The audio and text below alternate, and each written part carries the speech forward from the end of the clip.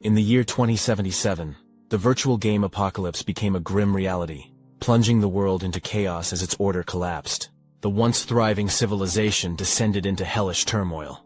Yet, amidst the devastation, a glimmer of hope emerged. Humans began awakening supernatural abilities tied to their characters in the virtual game. Gamers, once ordinary, now ascended as the new gods of this shattered world. Among them was Ye Xiao, a wealthy playboy and philanthropist. Unlike others who sought power or dominance, Ye Xiao cared little for the world. His sole concern was ensuring the survival of the woman he loved in this chaotic new reality. He spared no expense, pouring his vast fortune into boosting her level, hiring experts to protect her, and even acquiring divine artifacts to strengthen her. His devotion was boundless, and through his efforts, Yanran rose to become a god-tier powerhouse in Dragon Country. However, Yanran's meteoric rise did not go unnoticed. Envy spread like wildfire as people grew jealous of her power, her countless gifts, and most of all, the unwavering devotion of a man willing to sacrifice everything for her. When the day of their long-awaited wedding finally arrived, Yanran made a simple request, an intimate ceremony with just the two of them. Ye Xiao agreed wholeheartedly, overjoyed at the thought of their union. But as he held her in his arms, basking in what he believed was their love, her true intentions were revealed. In a swift, merciless strike, she plunged her hand into his chest, tearing out his heart with her bare hands. Yanran had never cherished his gifts or his love. To her, his generosity was an insult, a constant reminder that others viewed her as someone who relied solely on a man's wealth, rather than her own strength. She despised the way he showered her with treasures, convinced that everything she had achieved was the result of her own hard work. The only person she believed truly understood her struggles was Zhou Hong, her true love. Now that Ye Xiao was gone, she and Hong would take everything that had once belonged to him. It was a pathetic end for Ye Xiao, betrayed by the one he loved most. His kindness seen as nothing more than an unbearable burden. He had never expected such a cruel misunderstanding to lead to his demise. Yet, among all the treasures he had gifted Yanran, Ye Xiao had kept one final trump card for himself. Fueled by his unwillingness to die and his insatiable thirst for revenge, he awakened this hidden power. In that moment, he succeeded in turning back time, returning to a period when he was still courting the ungrateful Yanran. In his hand, he held a card loaded with 200,000 Wen, her monthly allowance. But after everything that had happened, the illusion he once held of her had completely shattered. The rose-colored image he had admired was gone, replaced by the bitter truth. He finally saw her for what she truly was, a condescending manipulator. Her words, once sweet, now dripped with disdain, belittling him as if she were any better. The way she looked at him, as if he were some desperate fool seeking her approval, disgusted him. It was clear now she had never cared about him. She had only ever been interested in his money. Yet, instead of outright rejecting him, she had strung him along, making it seem as though staying with him was an act of generosity on her part, as if she were doing him some grand favor. She acted as though she wasn't after his wealth, all so that others wouldn't see her for what she truly was. A gold-digging, egotistical psycho. Strangely enough, Ye Xiao no longer felt anger. There was no hatred, no resentment, just indifference. He had bigger things to focus on now. He had reincarnated exactly 1 week before the virtual apocalypse began. He had no time to waste on someone like Yanran, so he ended things right then and there. If she was so adamant about not taking his money, then fine. She wouldn't get a single cent from him anymore. This, of course, took her by surprise. But just like before, her delusional mind twisted the situation. She thought this was some kind of act, that he was merely playing hard to get. And just like that, she suddenly changed her mind, reaching out to accept the debit card she had initially rejected. But it was too late for her. Ye Xiao had already moved on. He refused her and told her to leave. Naturally, this made Yanran furious. Instead of backing down, she lashed out, convinced that he was bluffing. But this time, Ye Xiao wasn't having any of it. He decided to retaliate. Since she clearly didn't need anything from him, she didn't need the expensive shoes he had bought for her either. He grabbed the shoes off her feet and tossed them straight into the trash. This act truly set her off. She began ranting, spouting threats and swearing that he would regret this, that he would never see her again. But her outburst only made Ye Xiao smirk. To him, never laying eyes on her again would be a blessing. He had far more important things to deal with than wasting his time on her. The virtual apocalypse beta test was set to begin in 1 week. And during the first 10 minutes, the recharge system would briefly activate. That window of time was crucial, and he needed to prepare well. With this in mind, Ye Xiao called Lin and immediately attempted to sell all his shares for 20 billion yuan at once. Needless to say, this left her completely stunned. She had been itching to buy them for so long, knowing that owning them would mean Ye Xiao was essentially handing the Ye Corporation over to her.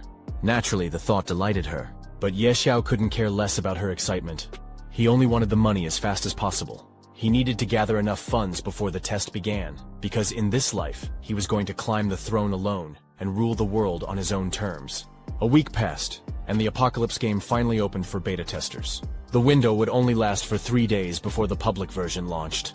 Without wasting a moment, Ye Xiao logged in immediately, heading straight to the character creation screen to pick his class. In his previous life, he remembered a guild that had been completely annihilated by a god-tier beast Tamer leading a dark abyss dragon. Pulling off such a feat alone was nothing short of insane, proving that this was easily one of the most overpowered classes in the game. Now, with an unlimited budget at his disposal, surpassing that legendary Tamer from his past life would be a walk in the park. Without hesitation, he chose to become a Tamer. After fully integrating his body with the class, the most crucial moment arrived. The recharge system he had been waiting for. The option to top up had finally appeared. He wasn't sure why, but it was only available for 10 minutes. Once that time was up, no one would be able to top up again. Given that this game would merge with reality, Ye Xiao went all in, purchasing a staggering 20 billion gold. It was the ultimate investment, and in just 3 days, the value of those coins would multiply tenfold. But just as he completed the transaction, something unexpected happened. A notification popped up, informing him that he had unlocked a unique hidden profession reward. As the first player to recharge over 1 billion, the system had granted him a hidden subclass, the Deity of Wealth. The moment the class was activated, a frog materialized out of thin air and greeted him.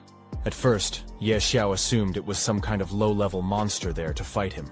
But the frog quickly corrected him, taking offense at the mere suggestion. It introduced itself as Ebisu, Ye Xiao's personal wealth mentor, and the 709th god of wealth under training. Xiao found the entire situation too good to be true, which made him deeply skeptical. He was convinced that the toad was nothing more than a scam artist. However, the toad, determined to prove its credibility, decided to demonstrate its worth. It activated Xiao's innate talent, revealing the absurdly overpowered nature of the hidden class he had unlocked. First, all the gold coins Xiao carried would increase by 1% daily. Second, he would no longer lose any gold or items upon death. Third, he now possessed immense luck. Fourth, he gained a +150 boost to charm. Lastly, and most ridiculously, for every 1,000,000 gold he spent, he would gain 1 random attribute point, up to 100 points per day. With this revelation, Xiao immediately understood why this class was hidden, and why the toad was, in fact, the real deal. If the innate abilities were accurate, then with his current wealth, he would be earning 22 million gold per day. That also meant he would gain 22 free attribute points daily. This was completely game-breaking. Without hesitation, Xiao picked up the toad and carried it like a toddler, thrilled by the absurd advantage he had just gained. Naturally, the toad, Ebisu, didn't appreciate being manhandled like a child, but Xiao couldn't care less at this point. He had just hit the jackpot, and it was only natural for him to be excited. Eager to test out his new perks, Xiao quickly set off. In an instant, he was transported to the Flower Plains, a field just outside the city. Since the server had just opened, not many players were around. It seemed most were still creating their characters' typical gamer behavior. This was the perfect opportunity for Xiao to level up quickly. However, hunting wasn't an option just yet. He knew better than anyone that starting as a beast tamer was far more difficult than other classes in the early stages. Taming powerful beasts wasn't even an option, and to make things worse, beast tamers didn't start with a weapon. Still, the class had incredible potential, making the early struggle worth it. If he wanted to grow quickly, he needed a solid strategy to overcome these disadvantages. With that in mind, Xiao decided to head to the nearest village to prepare. But before he could take a single step, his lone presence in the open field attracted some very unwelcome attention. Elite monsters, already at level 5, had locked onto him. With no way to fight back, running was his only option. He and the toad bolted as fast as they could, and after a frantic sprint, they finally made it to the novice village. Unfortunately, being a beast tamer made Xiao stand out, and not in a good way. Everyone knew how weak the class was, so it didn't take long for ridicule to follow. To make matters worse, he had a toad sitting on his shoulder, a weak beast with no combat abilities. People burst out laughing right in his face, but Xiao barely paid them any attention and simply continued on his way. During all of this, the toad suggested that Xiao buy some eggs being sold in the city. However, Xiao wasn't interested. He had a much better idea. There was no way he was settling for an ordinary beast as his first pet. Instead, he had his sights set on a hidden dungeon where a god-level beast egg lay inside a dragon's lair. Unsurprisingly, obtaining something like that wouldn't be easy. First, Xiao made a detour to the Supreme Hall, which immediately startled the Toad. Ebisu was convinced Xiao had lost his mind, as only level 100 players and above could hire guards there. But Xiao knew the truth. There was a hidden way for a level 1 like him to enter. He pressed forward, climbing the massive staircase. As expected, the moment he reached the entrance, a level 80 Grand Archmage stood guard, halting him on the spot. The mage informed him that only those with a city lord's recommendation could enter, something Xiao definitely didn't have. However, what Xiao did have was something far more valuable.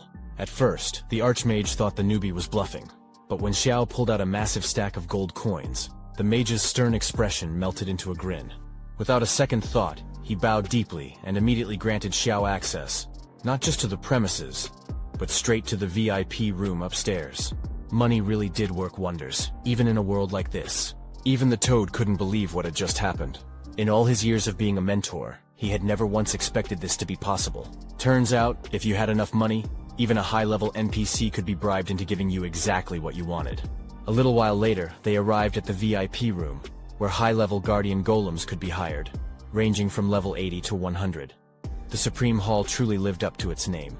The Toad couldn't help but think that if Xiao hired one of these, he could easily dominate the novice village. But to his surprise, Xiao wasn't even remotely interested in such low-level golems. If he wanted to conquer a dragon's lair, he needed something far more powerful. As if on cue, an overseer appeared just in time.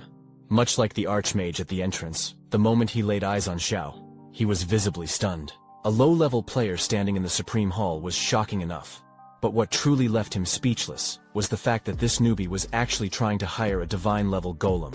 Even among the elite, divine-level golems were incredibly rare. So rare that the overseer openly questioned how one could even be available for hire in the first place. Besides, just looking at Xiao's level, hiring a level 80 guardian would already be overkill. There was no way he could afford a divine-level golem at least. That's what the overseer thought. That was until Xiao casually claimed he'd pay 1 billion gold per day. For a moment, the overseer stood frozen. The sheer absurdity of the offer took a moment to sink in. But once it did, he quickly turned away, trying and failing to hide his excitement. While they couldn't get him a divine-level golem, the overseer just so happened to know of a divine-level spellcaster who might be able to help instead. The mere mention of this caught the Toad completely off guard. Spellcasters were a hidden class, incredibly rare and ridiculously powerful. Unlike golems, which specialized in brute force, spellcasters were versatile, excelling in offense, defense, and protection. Hiring one would be an insanely good move, but the overseer wasn't stupid. Before summoning the spellcaster, he needed to confirm that Xiao actually had 1 billion gold to back up his claim. As one might expect, Xiao understood. He offered to sign a contract to prove it, prompting the overseer to immediately whip out the papers. Xiao signed on the spot, and just like that, the deal was sealed. As promised, the divine-level spellcaster was summoned. Her name was Dolores, and just as Xiao had hoped, her level was so high that he couldn't even view her details. A complete mystery, except for one fact. For the next 24 hours, she would follow his every command and complete it. Dolores was confident because, from her perspective, this was nothing more than an easy payday. Whatever task this novice had for her, it would be simple. Surely he just wanted her to deal with some low-level dungeons near the novice village, right? But Xiao wasn't about to ruin the fun just yet. He decided to keep quiet about his actual plan. She would find out exactly which dungeon he wanted her to clear once he reached level 10. With that cleared up, they rushed straight to the Flower Plains and made quick work of the goblins that had been chasing him earlier. Just as the spellcaster had claimed, it was so easy for her that she didn't even break a sweat. If anything, she turned them into goblin barbecue just for fun. Thanks to that, Xiao easily shot up to level 10, earning himself 10 attribute points. But that wasn't all. The system rewarded him with another 10 points for being the first player on his local server to reach this level, plus a whopping 50 more for being the first worldwide. On top of that, he unlocked the Speed Ascender title, making his achievement even crazier. This was completely unexpected. After all, the highest level among other players wasn't even beyond 5. Naturally, the system made sure to announce his insane achievement to everyone. With someone officially hitting level 10, the level leaderboard was finally unlocked. As expected, players all over the game lost their minds. Some refused to believe it, thinking it had to be a game master running some kind of test. Meanwhile, others were already plotting ways to track him down, hoping to cling to his fame and ride the wave to boost themselves. But Xiao couldn't care less. He was just thrilled about the absurd amount of attribute points he had racked up in a single day. With that, he figured it was about time to head to their real destination, the dragon's lair. Meanwhile, a man clad in a white robe was working tirelessly, pushing himself harder than anyone else. Despite his relentless efforts, he was drenched in sweat and had only reached level 3. This was baffling, especially since someone else had already achieved level 10 the moment they logged in. The man in the white robe had been hunting elite monsters non-stop, barely pausing to catch his breath, yet his progress paled in comparison. It made no sense to him. He suspected some kind of exploit or trick was at play. But instead of feeling discouraged, he saw this mysterious player, Xiao, as his new rival, someone he was determined to surpass, no matter the cost. Meanwhile, Xiao had already ventured into Whispering Valley, where the dragon's lair was hidden. Thanks to his prior knowledge, he had no trouble locating the magical rock required to reveal the entrance. As soon as he infused the rock with mana, the ground trembled violently before shattering apart, unveiling a massive entrance that emerged from below. Even the spellcaster accompanying him was stunned, not only by Xiao's familiarity with the lair, but also by the overwhelming aura radiating from within. It was clear that a powerful dragon resided there, and just sensing its presence from the entrance made her hesitate. Confronting such a creature alone was far beyond her comfort zone. Xiao understood her apprehension. Dragons were notoriously difficult to deal with, but that was precisely why he had come. He urged her to at least scout the area and assess the situation before making any decisions. Reluctantly, she agreed. As they ventured deeper into the lair, Xiao explained his motivation for exploring the cave. Years ago, a level 100 berserker had allegedly stumbled upon the lair by accident and claimed to have found a rare dragon egg inside. However, no one believed him, and when he ventured in alone, he never returned. Xiao had purchased battle footage of the berserker's expedition at a high price, which was how he knew about the egg. Unfortunately, this revelation only heightened the spellcaster's anxiety. Stealing a dragon egg wasn't just challenging, it was practically suicidal. The presence of an egg meant a dragon was undoubtedly nearby. Sure enough, their fears were confirmed. A massive dragon lay curled up atop a mountain of treasure, its scales glinting like polished metal in the dim light. The sheer amount of wealth beneath it was staggering. But the spellcaster didn't even consider taking a single coin knot with a tier 5 radiant dragon guarding it. This was a nightmare scenario. Even a tier 3 dragon could annihilate an entire guild. But a tier 5 dragon was among the most formidable creatures in existence. Their odds of survival were less than 1%. Yet for Xiao, the higher the stakes, the greater the rewards. He was undeterred, even exhilarated by the challenge. His determination to secure the dragon egg was unwavering. Unfortunately, the spellcaster didn't share his enthusiasm. No amount of money seemed worth the risk, until Xiao tripled his offer. At that point, she had a sudden change of heart. Xiao clarified that he wasn't asking her to kill the dragon, only to buy him enough time to steal the egg. Reluctantly, she agreed, but she made it clear that if they were going through with this, she would hold nothing back. As soon as they made their move, the spellcaster buffed their stats, doubling their capabilities in an instant. Without hesitation, she unleashed her most mana-consuming skill, summoning a storm of ice arrows that rained down on the dragon, piercing its thick scales. Seizing the opportunity, Xiao rushed toward the egg. However, the moment he touched it, he realized it was far heavier than anticipated. Moving, it was taking too much time, giving the dragon ample opportunity to notice their slow escape. Luckily, the spellcaster intervened, holding the dragon back with an ice wall while assisting Xiao with the egg. But their efforts were barely enough. The dragon began charging its king's breath, a devastating attack. Realizing the danger, they immediately buffed themselves with agility and bolted for the exit. Just as they crossed the cave's threshold, the connection between the entrance and the lair severed, preventing the dragon from pursuing them. They had successfully secured the egg. If their assumptions were correct, this wasn't just any dragon egg, it could hatch into a tier 5 dragon, making all of Xiao's expenses worthwhile. Speaking of expenses, the spellcaster didn't forget about her payment, and promptly reminded Xiao of their agreement. He assured her she would be paid in full, and to his surprise, her favorability toward him increased by 60 points. While this was unexpected, Xiao had more pressing matters to attend to. He needed to contract the beast. Placing his hand on the egg, he barely had a second to react before cracks spread across its surface. In an instant the egg hatched. However, what emerged was not what they had anticipated.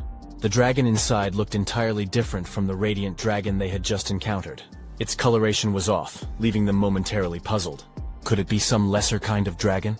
The moment they checked its stats, they realized just how wrong they had been. What stood before them was no ordinary creature. It was a mythical tier azure sky dragon with a base attribute of 500. This dragon wasn't just strong, it was supreme. As the highest-ranking dragon species, it held a 50% advantage over all other dragon types. It dealt 50% more damage while taking 50% less. Additionally, due to its mythical status, it inflicted an extra 30% damage to creatures below its tier, and received 30% less damage from them.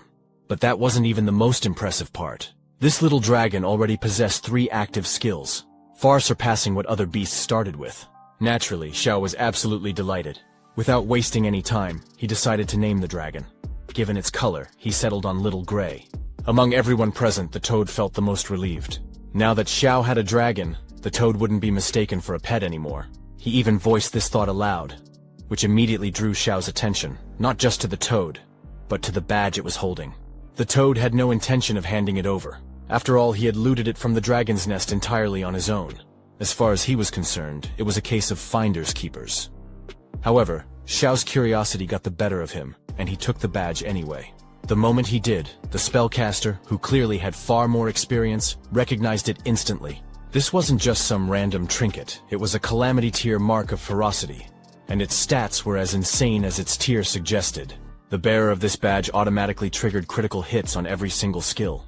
On top of that, it granted an additional +20 base crit chance and 100% crit damage. But the real game changer was its unique skill, Ferocious Massacre. This skill dealt 1000% of the user's mana as true damage and had an insanely high crit chance. The only thing preventing it from being completely broken was its 10-day cooldown. The toad immediately tried to snatch the badge back, but let's be honest, he didn't even need it. Considering he was the reason they had gotten caught in the first place, having tripped over a piece of armor, the emblem might as well count as compensation for his blunder. The toad couldn't argue with that logic, so Xiao equipped it without further resistance. The instant he did, a hidden questline was unlocked, requiring him to find the Fang of Ferocity. Just like before, the spellcaster knew exactly what that was, a god-tier assassin dagger forged from the fangs of an abyssal beast. This wasn't just any weapon, it was one of the most explosive high-damage weapons in existence. Naturally, Xiao was thrilled by the prospect, but there was one major problem. To obtain it, he had to travel to the Abyss continent. That was a long and arduous journey, one he didn't have time for just yet. Besides, the game was still in beta testing, and he had already hit the time limit. For now, he had no choice but to put his plans for the Abyss continent on hold and log out. Before doing so, he bid farewell to the Peachy Sister, and finally took a well-earned break. The next day arrived, and the chaos surrounding the apocalypse had only worsened, and not in a good way. Players quickly realized just how brutal the leveling system was. No matter how hard they grinded, most of them barely scraped their way to level 2 after an entire day of non-stop effort, dying countless times in the process. Meanwhile, a guy named Ye Xiao had already reached level 10. Naturally, this fueled suspicions that he was cheating. But things took an even darker turn when some players began experiencing real-world physical symptoms after logging out. What started as exhaustion and dizziness quickly escalated to full-blown organ failure, landing several players in the hospital. In response, multiple nations moved to ban the game entirely. Xiao couldn't help but feel pity for them, knowing that when the game inevitably merged with reality, those banning it now would suffer the most. Before he could dwell on that thought, his phone rang. He picked it up and checked the voicemail. It was from Yanren, who had the audacity to order him to go to the hospital and pay the bills for her so-called friend Zhou Hong, who had fallen ill. Apparently, this was her idea of forgiving him for the stunt he had pulled the other day. The sheer entitlement made his blood boil. Not at her, but at himself, because he had forgotten to block her. Without wasting another second, he corrected that mistake. Meanwhile, Zhou Hong and Yanran truly believed Xiao would show up, thinking he still loved Yanran as he once had. But reality hit them hard when no Ye Xiao arrived. Instead, the doctor informed them that they were being discharged early.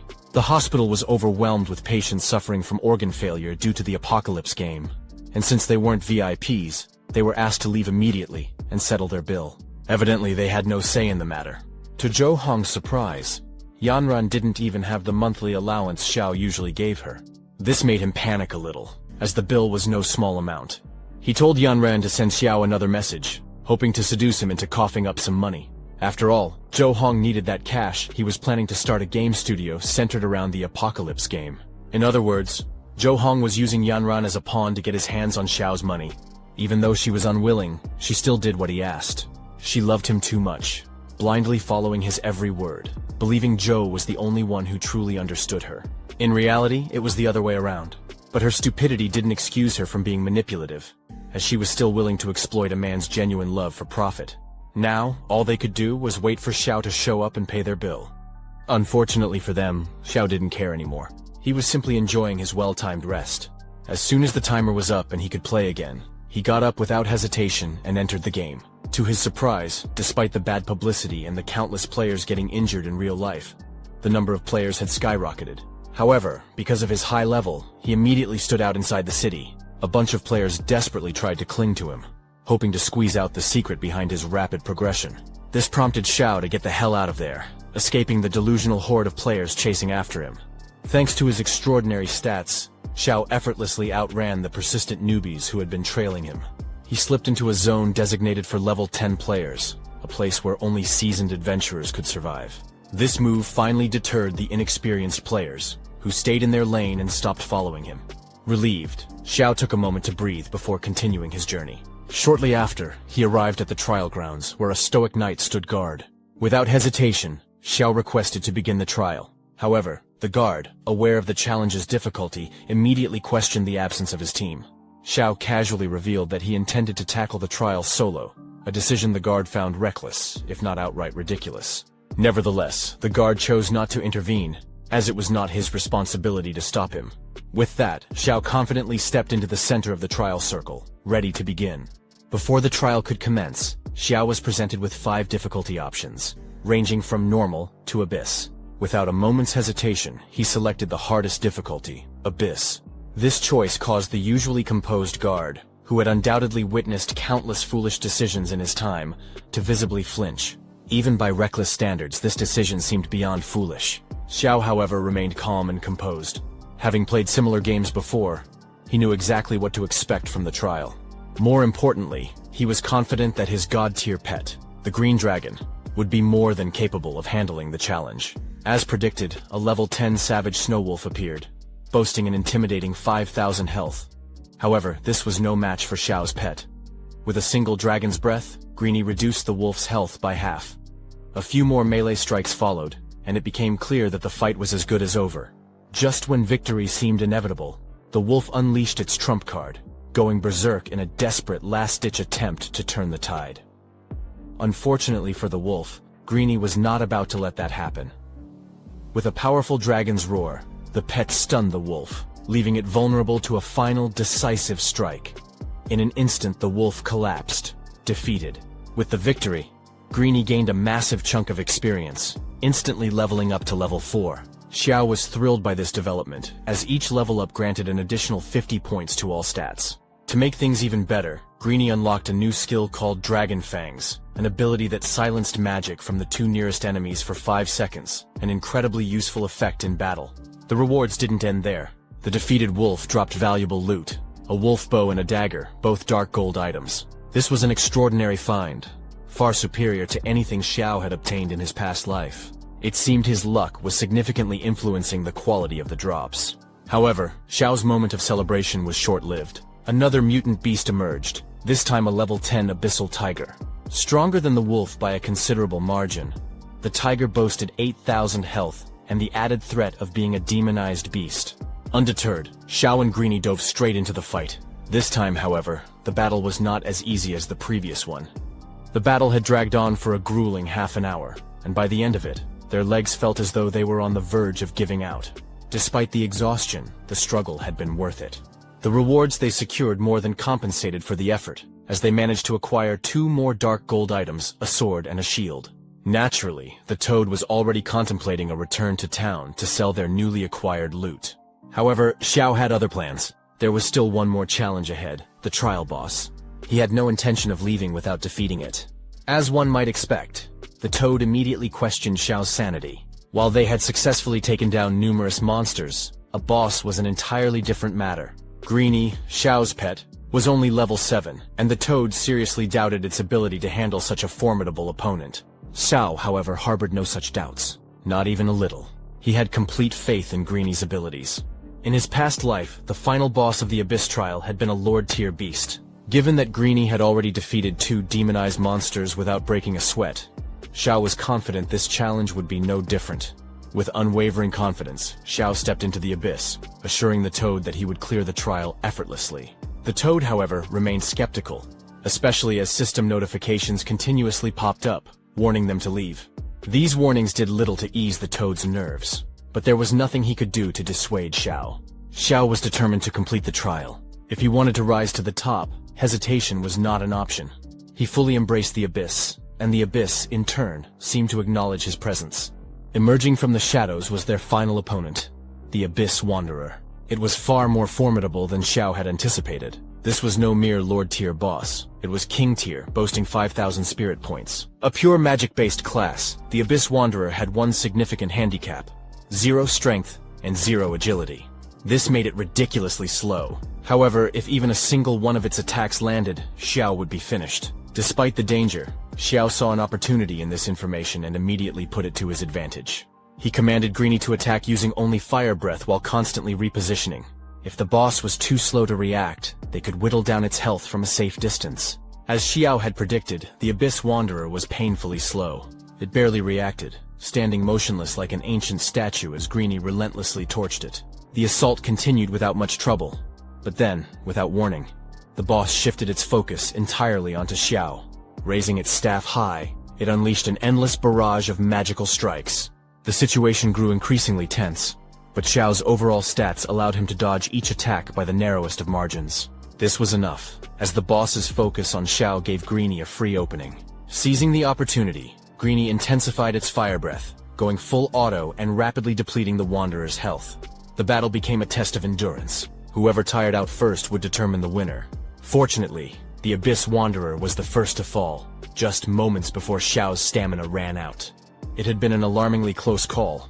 So close, in fact, that the Toad immediately declared that if Xiao ever planned to attempt something so reckless again, he should count him out. However, pushing through such difficulty came with its rewards. Greeny leveled up to 10, and as the first player to complete the trial, Xiao received a +5 boost to all his attributes. Additionally, there were the spoils from defeating a King-tier boss. Meanwhile, the system took its time to announce Xiao's accomplishment. As the first player to complete an Abyss trial, he was awarded the legendary title, Abyss Emissary. This announcement instantly captured the attention of every player. It was the second time Ye Xiao's name had appeared on the leaderboard, further fueling curiosity about his identity. Some players even began investigating him, and it didn't take long for them to discover that he was from the Jiangcheng area. This revelation prompted a group to send someone to investigate him, not only to recruit him, but also to uncover his secrets. At the same time, Zhou Hong had finally logged into the game with Yanran. Both of them saw the announcement. Noticing that this player hailed from the same newbie village as them, Zhou Hong began contemplating the idea of teaming up with him. If they could pull it off, they might end up even wealthier than Ye Xiao himself. As usual, Yanran, who knew little about the game's mechanics, was skeptical. How could a game possibly generate such significant profit? Zhou Hong, however, assured her that it was possible. Still, he thought it wouldn't hurt to ask Ye Xiao for a little financial boost to get them started. Yanran, though, had already heard enough about Ye Xiao for one day, and had no patience for further discussion. It was rare for her and Zhou Hong to have time alone together. Since she had never played a game before, she eagerly urged him to start teaching her. With that, they decided to focus on leveling up first. Meanwhile, Ye Xiao looted the boss, only to find a fragment. It was hardly the reward he had hoped for, but something from an abyss couldn't be useless, especially from a boss. Moreover, he had never seen such an item in his previous life, so its importance had to be greater than it appeared. It seemed like he should appraise it when he got the chance. For now, however, leaving the beginner's village and heading to the main city was far more important. With that in mind, he left the trial, surprising the knight guarding the place. Zhao, however, didn't have time to listen to the man's praises, so he simply ordered him to connect him to the main city. Since he had cleared the trial, he was granted permission, and a portal was opened for him right then and there. Before he stepped through, the guard handed him a guide token, allowing him to freely enter or leave the main city whenever he wanted. Additionally, because he had cleared an abyss-level trial, he was also entitled to an epic item, the Badge of Valor. proof that he had conquered an Inferno Abyss rank dungeon.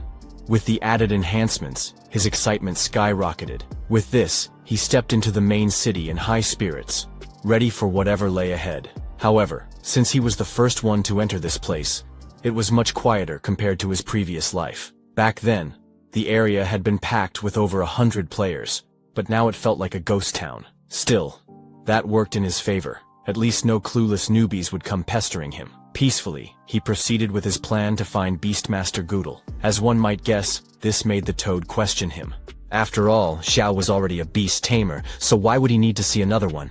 Xiao simply laughed, knowing the answer would become clear soon enough. A little while later, he found Goodle sitting outside a building. As soon as Xiao approached, the old man dismissed him outright, clearly not wanting to be bothered. His expression alone made it obvious that he thought Xiao was just another clueless beginner. Yet, the instant Xiao mentioned wanting to transfer to the hidden class, Beast Whisperer, Goodle's expression twisted, not in shock, but in fury, as if he had just been insulted. He clearly thought Xiao was underestimating the Beast Tamer profession, as if anyone could just walk up and ask to become a Beast Whisperer. If that was what Xiao thought, then he was greatly mistaken. To even qualify, Goodle demanded that Xiao go to the outskirts and bring back 100 demon wolf eyes, a test designed to weed out the unworthy. However, there was no way Xiao was wasting his time slaughtering 100 elite monsters just to prove himself. He had something much better to offer the old man, and no, it wasn't money this time. Instead, he pulled out the badge of valor, and that was all it took.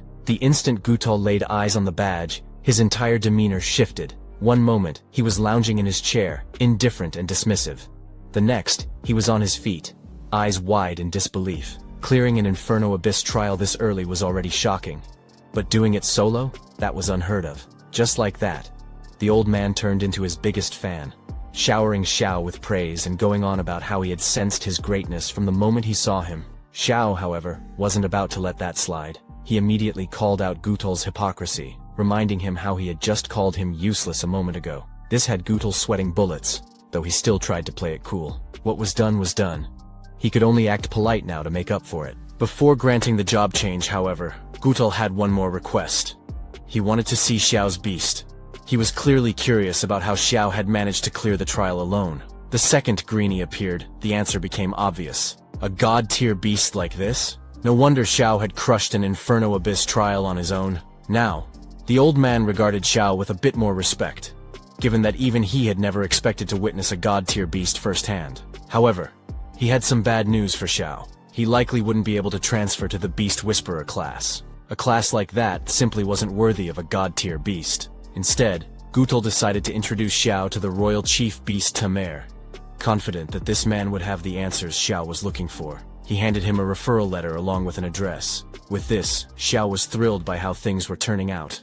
However, there was a slight problem. The Royal Chief Beast Tamer resided in the Royal City, a place nowhere near his current location. Besides, Xiao had other things to take care of first, so he turned his focus on completing another hidden quest. Making a little detour, he headed toward a lady surrounded by guards.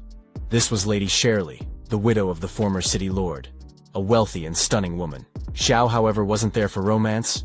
He was there for the hidden quest. Making his way over, he showed the proper respect and spoke the lines that would trigger the quest, commenting on how sorrowful she looked. With that, Lady Shirley explained that she had lost a personal item, and if Xiao could retrieve it, she would be deeply grateful. This immediately activated the hidden quest, tasking him with finding a beautiful flower. Obviously, this left the Toad completely stunned, making him wonder just how Xiao even knew about such an obscure hidden quest in the first place. Xiao ignored the Toad and continued his quest for the flower, wandering around town. His actions only deepened the Toad's confusion. After all, shouldn't a flower be found in a garden or somewhere outside the city? Thankfully, that question was soon answered, when Xiao explained that this wasn't just any ordinary flower. It wasn't something that could be found growing in the wild. Instead, it could only be obtained from a special place, the tool shop. At first, the Toad thought Xiao was joking, but Xiao had no time for jokes. He walked straight into the shop and purchased a special item called a treasure box. Not just any treasure box, but the most expensive one, costing 10,000 gold each. Xiao knew that buying only one box wouldn't be enough. He needed all of them. As expected, the items he received from the boxes were mostly useless, things he would never need in the first place. Half an hour later, after opening box after box, there was still no sign of the beautiful flower.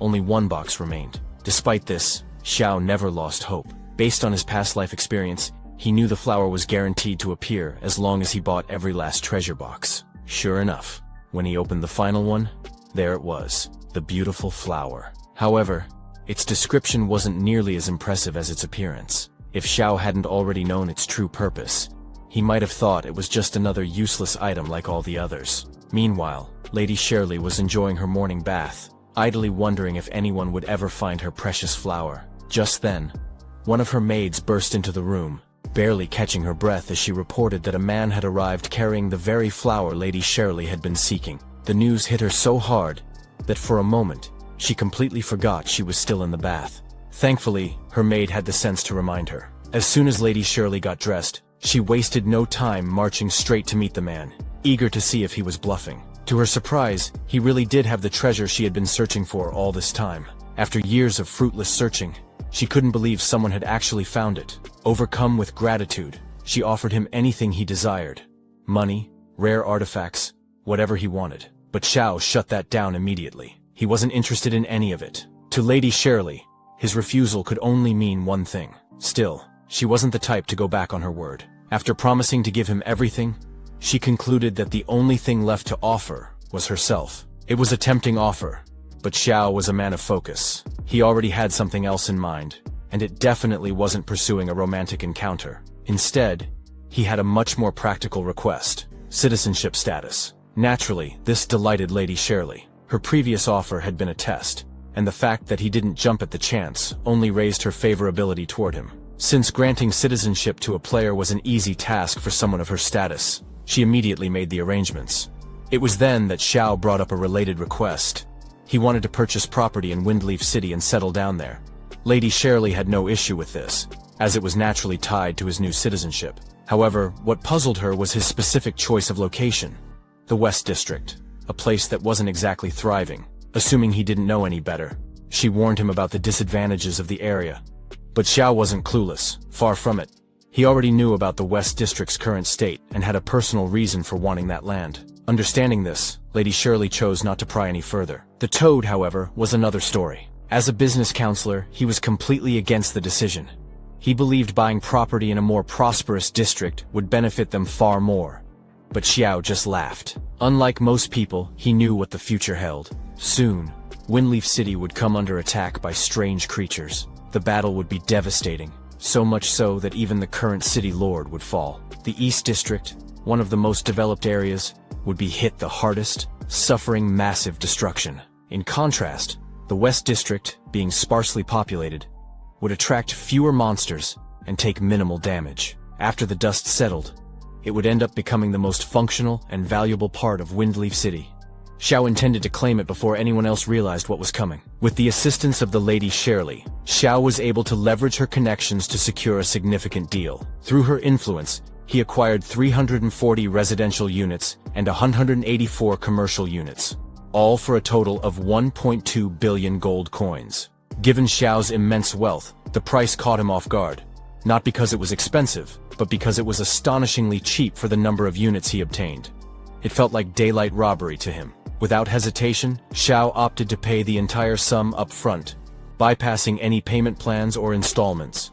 Once the transaction was complete, Shirley handed Xiao his citizenship documents. To his surprise, they were not for Windleaf City, but rather a first-class citizenship of the Dragon Phoenix Empire. Even the Toad, who was usually quick with words, was left speechless. First-class citizenship in the Empire was something even powerful warlords struggled to attain. Yet Xiao held it in his hands as if it were a trivial giveaway. This revelation led him to one conclusion. Shirley was not merely well-connected. She had royal blood. Indeed, Shirley confirmed her royal lineage, which explained her noble demeanor and effortless grace. Xiao finally understood why she carried herself with such poise. Rather than feeling intimidated, he saw this as an opportunity. Without wasting any time, he inquired if she knew the royal beast Tamer. As it turned out, the royal beast Tamer was her uncle, which worked perfectly for Xiao, as he had an important matter to discuss with him regarding his mission. Fortunately for Xiao, Shirley seemed to have taken a liking to him. Not only was she willing to contact her uncle on his behalf, but she also began showing clear favoritism. Xiao, ever the opportunist, quickly capitalized on the situation. In a smooth move, He took her hand and placed a light kiss on it, causing her royal cheeks to blush. Soon after, she insisted that he call her by her first name, Sophia, a clear indication of her growing fondness for him. However, Xiao was a busy man and had no time to be sidetracked by romantic pursuits, no matter how tempting they might be. After securing his business dealings, he went his separate way. Meanwhile, his achievements were broadcasted to all players, cementing his status as the first to obtain first-class citizenship in the Dragon Phoenix Empire. This accomplishment unlocked the prestige ranking system. Additionally, as the first player to acquire real estate, he triggered the activation of the regional housing system. These feats alone were impressive, but the system further rewarded him by leveling him up to level 11 and increasing his daily game time limit by an extra hour. This development left other players utterly stunned. An extra hour of game time was a massive advantage, and it highlighted just how realistic and immersive the game could be. For many players, it was a harsh reminder of their struggles. While they were already nobodies in real life, they now had to contend with the fact that some players, like Xiao, were far ahead in status within the game as well. It was a classic case of the rich getting richer, while others struggled to make ends meet. The developers' intentions remained a mystery, as no one actually knew who they were. Meanwhile, news of Xiao's extraordinary achievements reached Zhou Hong and Yanran. However, their reaction was far from celebratory. The name Knight Xiao made them skeptical, though they reasoned that Xiao was a common name, and likely not the person they knew. After all, the Xiao they were familiar with wasn't the type to play such games. Still, they couldn't help but wonder how different their situation might be if they had a top player like Knight Xiao leading them. Perhaps they would already be level 5 instead of struggling to defeat a single monster.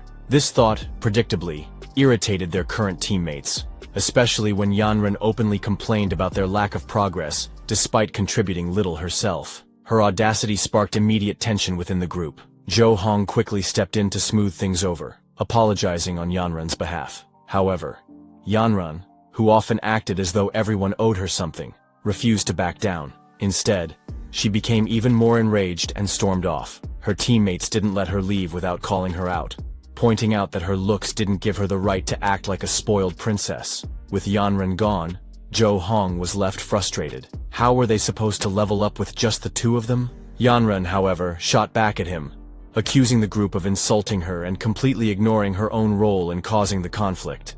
She also criticized Zhou Hong for not defending her, further escalating the tension.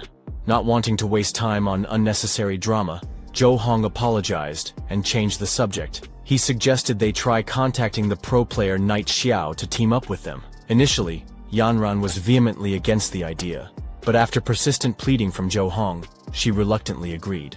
However, as it was getting late, she decided to deal with the matter another time. Later, after logging off, Zhou Hong felt relieved that she had gone along with the plan. The two exchanged their goodbyes and quickly logged out of the game.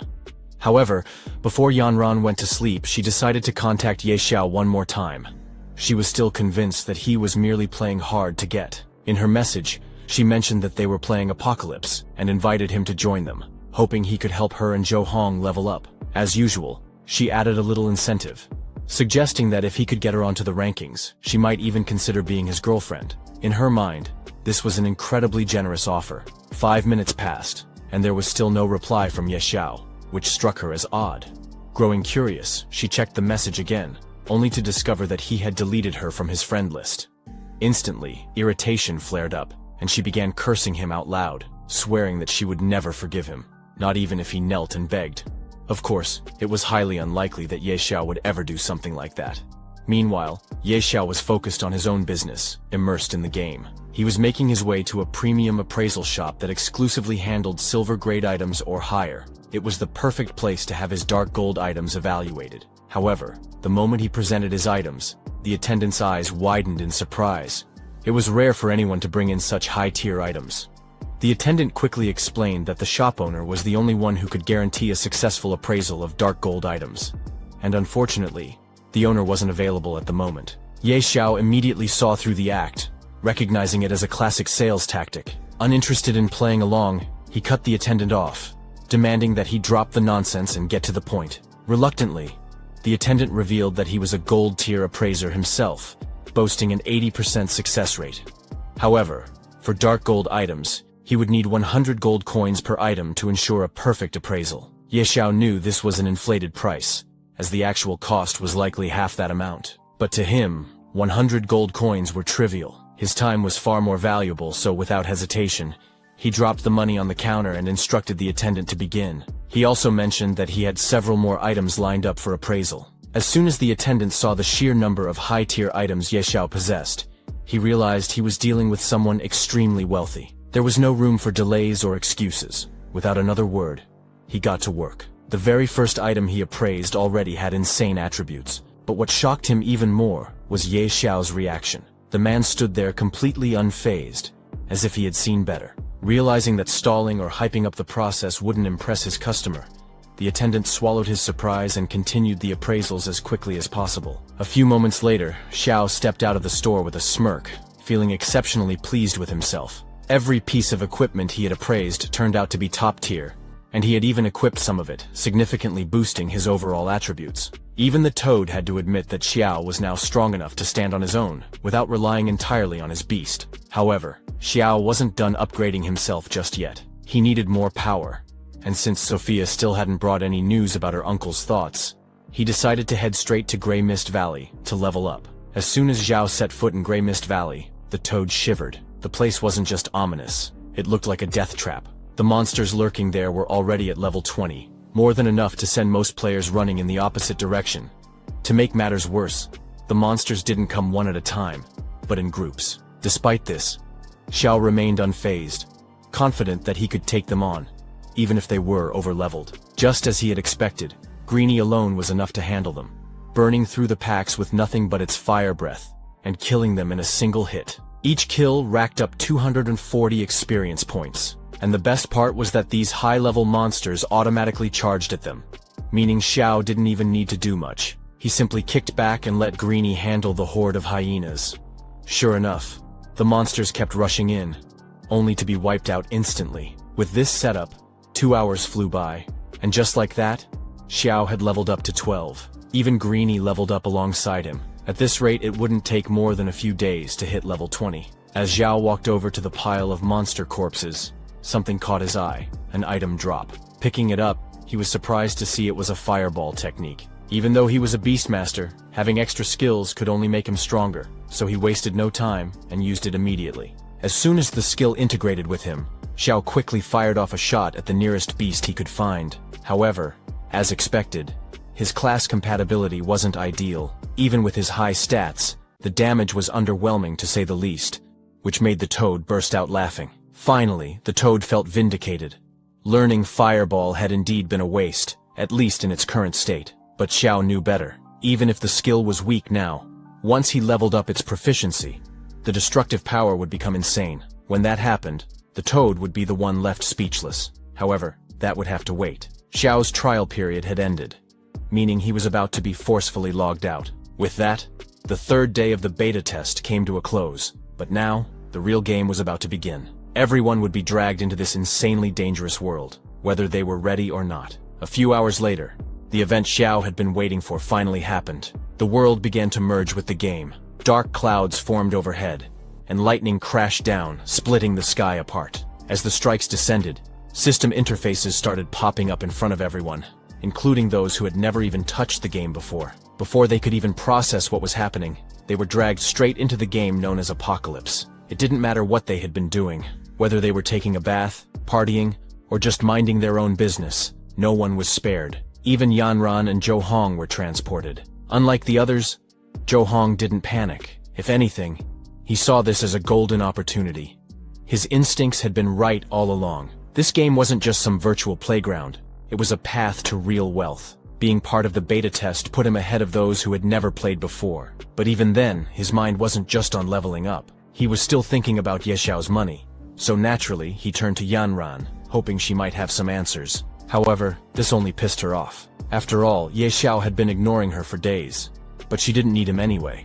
She had a better plan. If Ye Xiao wouldn't acknowledge her, then she would just contact Master Night Xiao instead. She didn't know him personally yet, but with her looks, she was certain no man could resist her charm. She was confident they'd be able to recruit Master Night Xiao into their party. However, not everyone was as optimistic as them. For most players, this was a nightmare. There was no option to log out, no way to escape, and worst of all, player locations were linked to their real-world locations. That meant some poor souls got dropped straight into monster-infested zones with no choice but to fight for their lives. And if they died, it was permanent. As this terrifying reality sank in, players started moving with caution, sticking together whenever possible. But even as fear spread, another question kept popping up in their minds. Who had transported them here?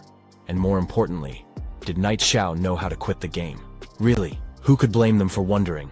Among all the beta testers, Ye Xiao was the only one who had skyrocketed in level so fast, leaving everyone else in the dust. If anyone knew the secrets of this world, it had to be him. Some even started whispering that maybe, just maybe, he wasn't just a player. Perhaps he was one of the developers. With that rumor spreading like wildfire, everyone wanted to find Ye Xiao. Even the top guild leader was desperate to track him down. But that was easier said than done. Ye Xiao was already level 12.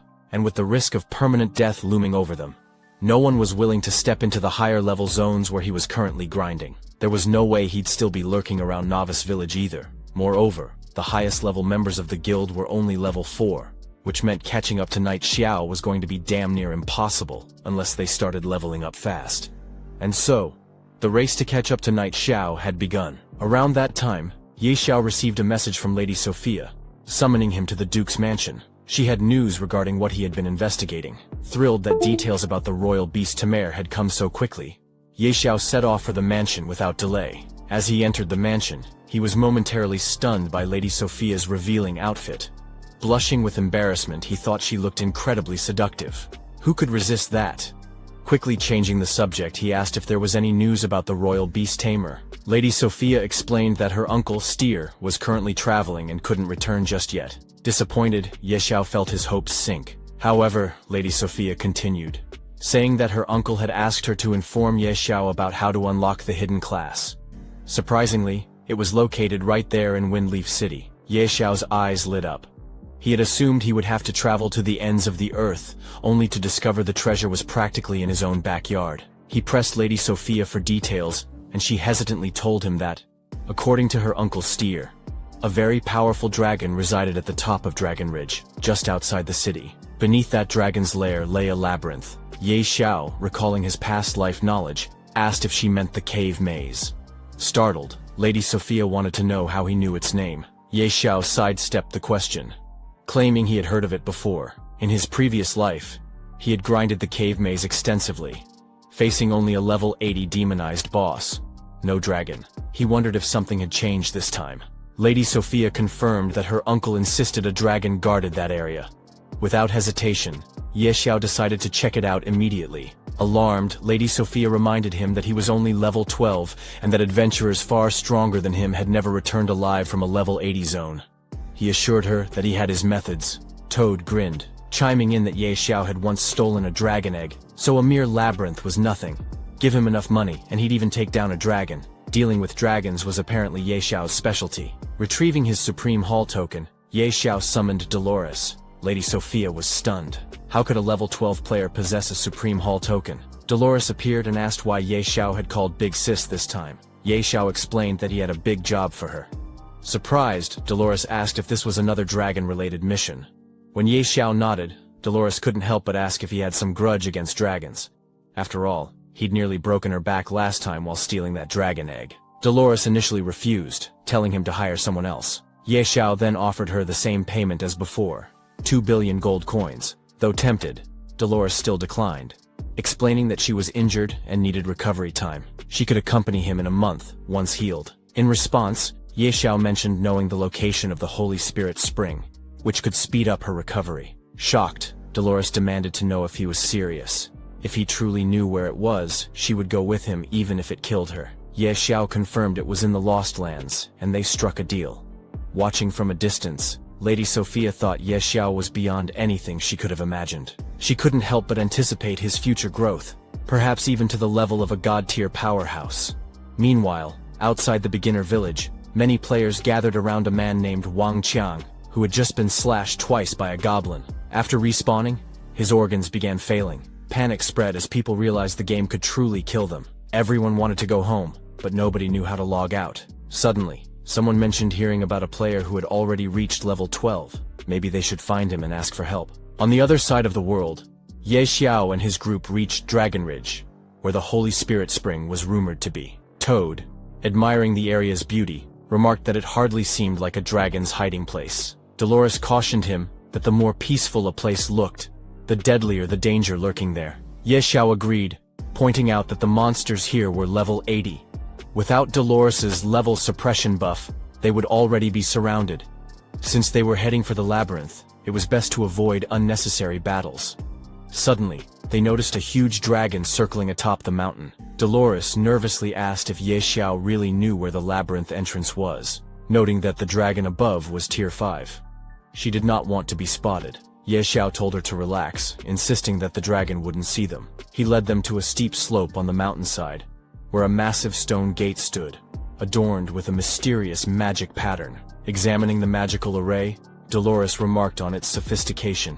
She saw no lingering magic residue, and doubted she could open it. Ye Xiao reassured her, drew a knife, cut his hand, and let a few drops of blood fall onto the teleportation array. Startled, Dolores asked how he knew how to activate it. Ye Xiao only smiled in response. Dolores could hardly believe how mysterious he was. Just how many secrets was he hiding? When Ye Xiao entered the cave system, an inner warning flared. They had stepped into the dark cavern maze, an extremely dangerous area with only one exit. If they failed to find it within the time limit, they would be trapped forever. Worse still, the maze was home to deadly creatures, and they had only 180 minutes to escape. Ye Xiao frowned. An eerie zone with just 3 hours? In his previous life, he had heard the limit was 3 days. Something was definitely wrong. A little worried, Dolores warned him that this mission was even more dangerous than facing a tier 5 dragon, and asked if he was sure he still wanted those items. Ye Xiao smiled and reminded her, "You're a god-tier sorcerer. Surely you aren't frightened by something like this." Dolores scoffed. "Did this brat actually think I'm scared?" Laughing, she told him not to be ridiculous. She was a god-tier powerhouse, a supreme hall elder, and a top sorcerer. A mere eerie maze couldn't faze her. Ye Xiao grinned. That was exactly what he wanted to hear. Then he asked, "Do you know concealment magic?" Dolores coughed. What kind of question was that? Concealment magic was so low level that she hadn't even bothered learning it as an apprentice. Ye Xiao calmed her, explaining that he wanted her to hide their presence and aura. For Dolores, that was child's play. With a flick of her finger, she activated Shadow Phantom buff. Instantly, they merged with the darkness and vanished from sight. Ye Xiao was impressed. Just what he expected from a god-tier sorcerer. He told Dolores there were 5 eerie monsters in the maze. 3 level 60 crawlers, 1 level 60 elite boss, and 1 level 80 monster. They would have to be careful. Surprised, Dolores asked how he knew that. They were the first to discover this dungeon. Ye Xiao merely smiled. He couldn't very well tell her he had cleared this maze 800 times in his past life. Dolores, now intrigued, wondered aloud, "Just how many secrets are you hiding?" Ye Xiao said nothing. Just then, they spotted 3 monsters guarding a gate ahead. Ye Xiao whispered that they had to sneak past without drawing attention, and asked her to follow his footwork closely. Dolores huffed. She was higher level than he was, and had cleared more mazes than he had walked roads. Ignoring her protest, Ye Xiao stepped forward. He slipped past the traps and walked right by a level 60 elite. It didn't even notice him. Dolores was stunned. She took back her earlier words and acknowledged Ye Xiao as her master, copying his tactics. She dodged every trap and passed the monsters unseen. Ye Xiao glanced back and reminded her, "Be ready for combat." They reached the final chamber, but to Ye Xiao's surprise, the boss guarding the treasure chest was nothing like the one from his previous life. Standing in its place was a maze guardian yin spirit beast. Ye Xiao glanced at Dolores. "Can you check its level?" "Level 100. Berserk grade eerie boss," she said. "Powerful, but not unbeatable." "I'll open the chest," he decided. "Be ready to strike." Before he moved, Dolores cast absolute defense on him. "Better safe than sorry. Don't act recklessly like last time," Ye Xiao whispered. "One slip, and you'll alert the beast. Worry about yourself," she shot back, then slipped behind the monster and knelt by the chest. In his past life, it had contained a hidden class scroll, but when he lifted the lid, he froze. This time, the contents were completely different. While he stared, the boss sensed him and lunged. Dolores. She fired Frost Shock, pinning the creature. "Run! I can barely hold it!" Ye Xiao sprinted, but the beast broke free and charged. Panicked, he called for help. Dolores flashed in front of him, tracing a 5-point magic formation that locked the monster in place. Only then did Ye Xiao inspect the loot. A cold sheepskin scroll, and more importantly, a glittering diamond. A heaven-rank cooldown stone. It could reset the cooldown of any skill or item once every 3 days. With this, I can refresh any ability whenever I need, he marveled. Dolores glanced over her shoulder. So, fight or flee? Fight, Ye Xiao said. Go all out. She unleashed her strongest thunder strike, and the beast roared in agony. Ye Xiao frowned. Why is it screaming like that? It's not berserk, Dolores warned. It's summoning something. A deafening crack split the ceiling, as the dragon they'd glimpsed outside the dungeon burst through the roof, spewing a torrent of fire that threatened to engulf them both. Dolores shouted at Ye Xiao, "Run for your life! There's no way we can beat that thing!" She couldn't believe they were fleeing for their lives once again. How could a yin spirit beast possibly summon a dragon? Ye Xiao shook his head. Maybe they're just neighbors helping each other protect their territory. Stop talking and move, Toad snarled. That monster's catching up. Especially to you, Ye Xiao. It's gone berserk, and it's immune to slow effects. But Ye Xiao stood his ground. There's no way we can outrun it if it's going all out. We have no choice. We have to take it down first. Dolores eyed him anxiously. That beast is level 100. You're only level 12. You can't beat it. I know, Ye Xiao admitted. But I have the cooldown stone and the brutal chapter. This is a perfect chance to test my firepower. Dolores gaped at him, appalled that he would risk his life on such a gamble. Ye Xiao immediately used the cooldown stone to remove the brutal chapter's cooldown, then unleashed his attack on the monster. At first, it only inflicted 242 damage. Ye Xiao groaned in disbelief. All that for just 242? But in the next moment, the damage numbers began to climb. The tiny hole he had made in the boss's chest suddenly widened, and the yin spirit beast collapsed, killed instantly. Ye Xiao stood there stunned. What just happened? A system message popped up in front of him. Greater than. Because the target's HP dropped below 20%. The forced instant death effect has been triggered. Ye Xiao had single-handedly slain a level 100 strange demonized boss, the yin spirit beast. He jumped 8 levels, soaring to level 20, and his companion beast, Little Greenie, also reached level 20. He stared at his new level in shock, while Dolores was equally dumbfounded. A level 12 rookie killed a level 100 demonized boss. Just then, the system broadcast a world announcement. Raider than Daxia, player Ye Xiao has successfully defeated the level 100 strange demonized boss, Yin Spirit Beast. First kill of a level 100 demonized boss. Rewards. Reputation, plus 500. Attribute points, plus 50. Daxia Warzone points, plus 1. Players worldwide went into an uproar. Is this a joke? The game only just launched. How could anyone kill a level 100 boss? Many thought the game was bugged or suspected Ye Xiao of cheating. A few even declared him their godfather and jokingly called him daddy, while others questioned how a level 12 nobody could possibly take down such a powerful enemy. Some believed there must be a hidden trick. Even an elderly player who had always looked down on Daxia's gamers was forced to wonder, was there some secret group working behind the scenes? Could the mysterious Doomsday organization be backing this Ye Xiao? Meanwhile, back in the collapsing cavern, Dolores urged Ye Xiao to hurry. We need to get out, now. But the loot, he protested. No time, she snapped, opening a portal. If you don't move, you're going to die under all this rubble. Reluctantly, Ye Xiao followed her. They barely escaped. Coughing as they tumbled clear of the collapse, Dolores laughed breathlessly. I haven't done something that exciting in ages. Ye Xiao thanked her. If it weren't for that portal, we'd be finished. They were still catching their breath when the Skyfire dragon they'd encountered before burst from the dungeon, unleashing a torrent of flames at them once again. Ye Xiao and Dolores ran for their lives, hearts pounding as they dodged collapsing rocks and roaring flames. Dolores shouted, If I don't make it, send me the location of the Holy Spirit Spring, and my payment. Despite her apparent desperation, they managed to escape. Once he'd returned to Funja, the main city, Ye Xiao went straight to Miss Sophia to show her the scroll he'd found in the labyrinth. Sophia was astonished that he'd succeeded in retrieving such a rare item. You're incredible, she breathed, still examining the parchment. Ye Xiao shrugged casually. It was nothing. A piece of cake, he said, though in truth he knew he'd nearly died multiple times. Sophia frowned at the scroll and shook her head. This doesn't look like an ordinary class change scroll. Ye Xiao blinked in confusion. What do you mean? That parchment? Sophia explained. This unlocks your hidden potential. awakening a unique class intended just for you. My uncle, Stir, can guide you through it.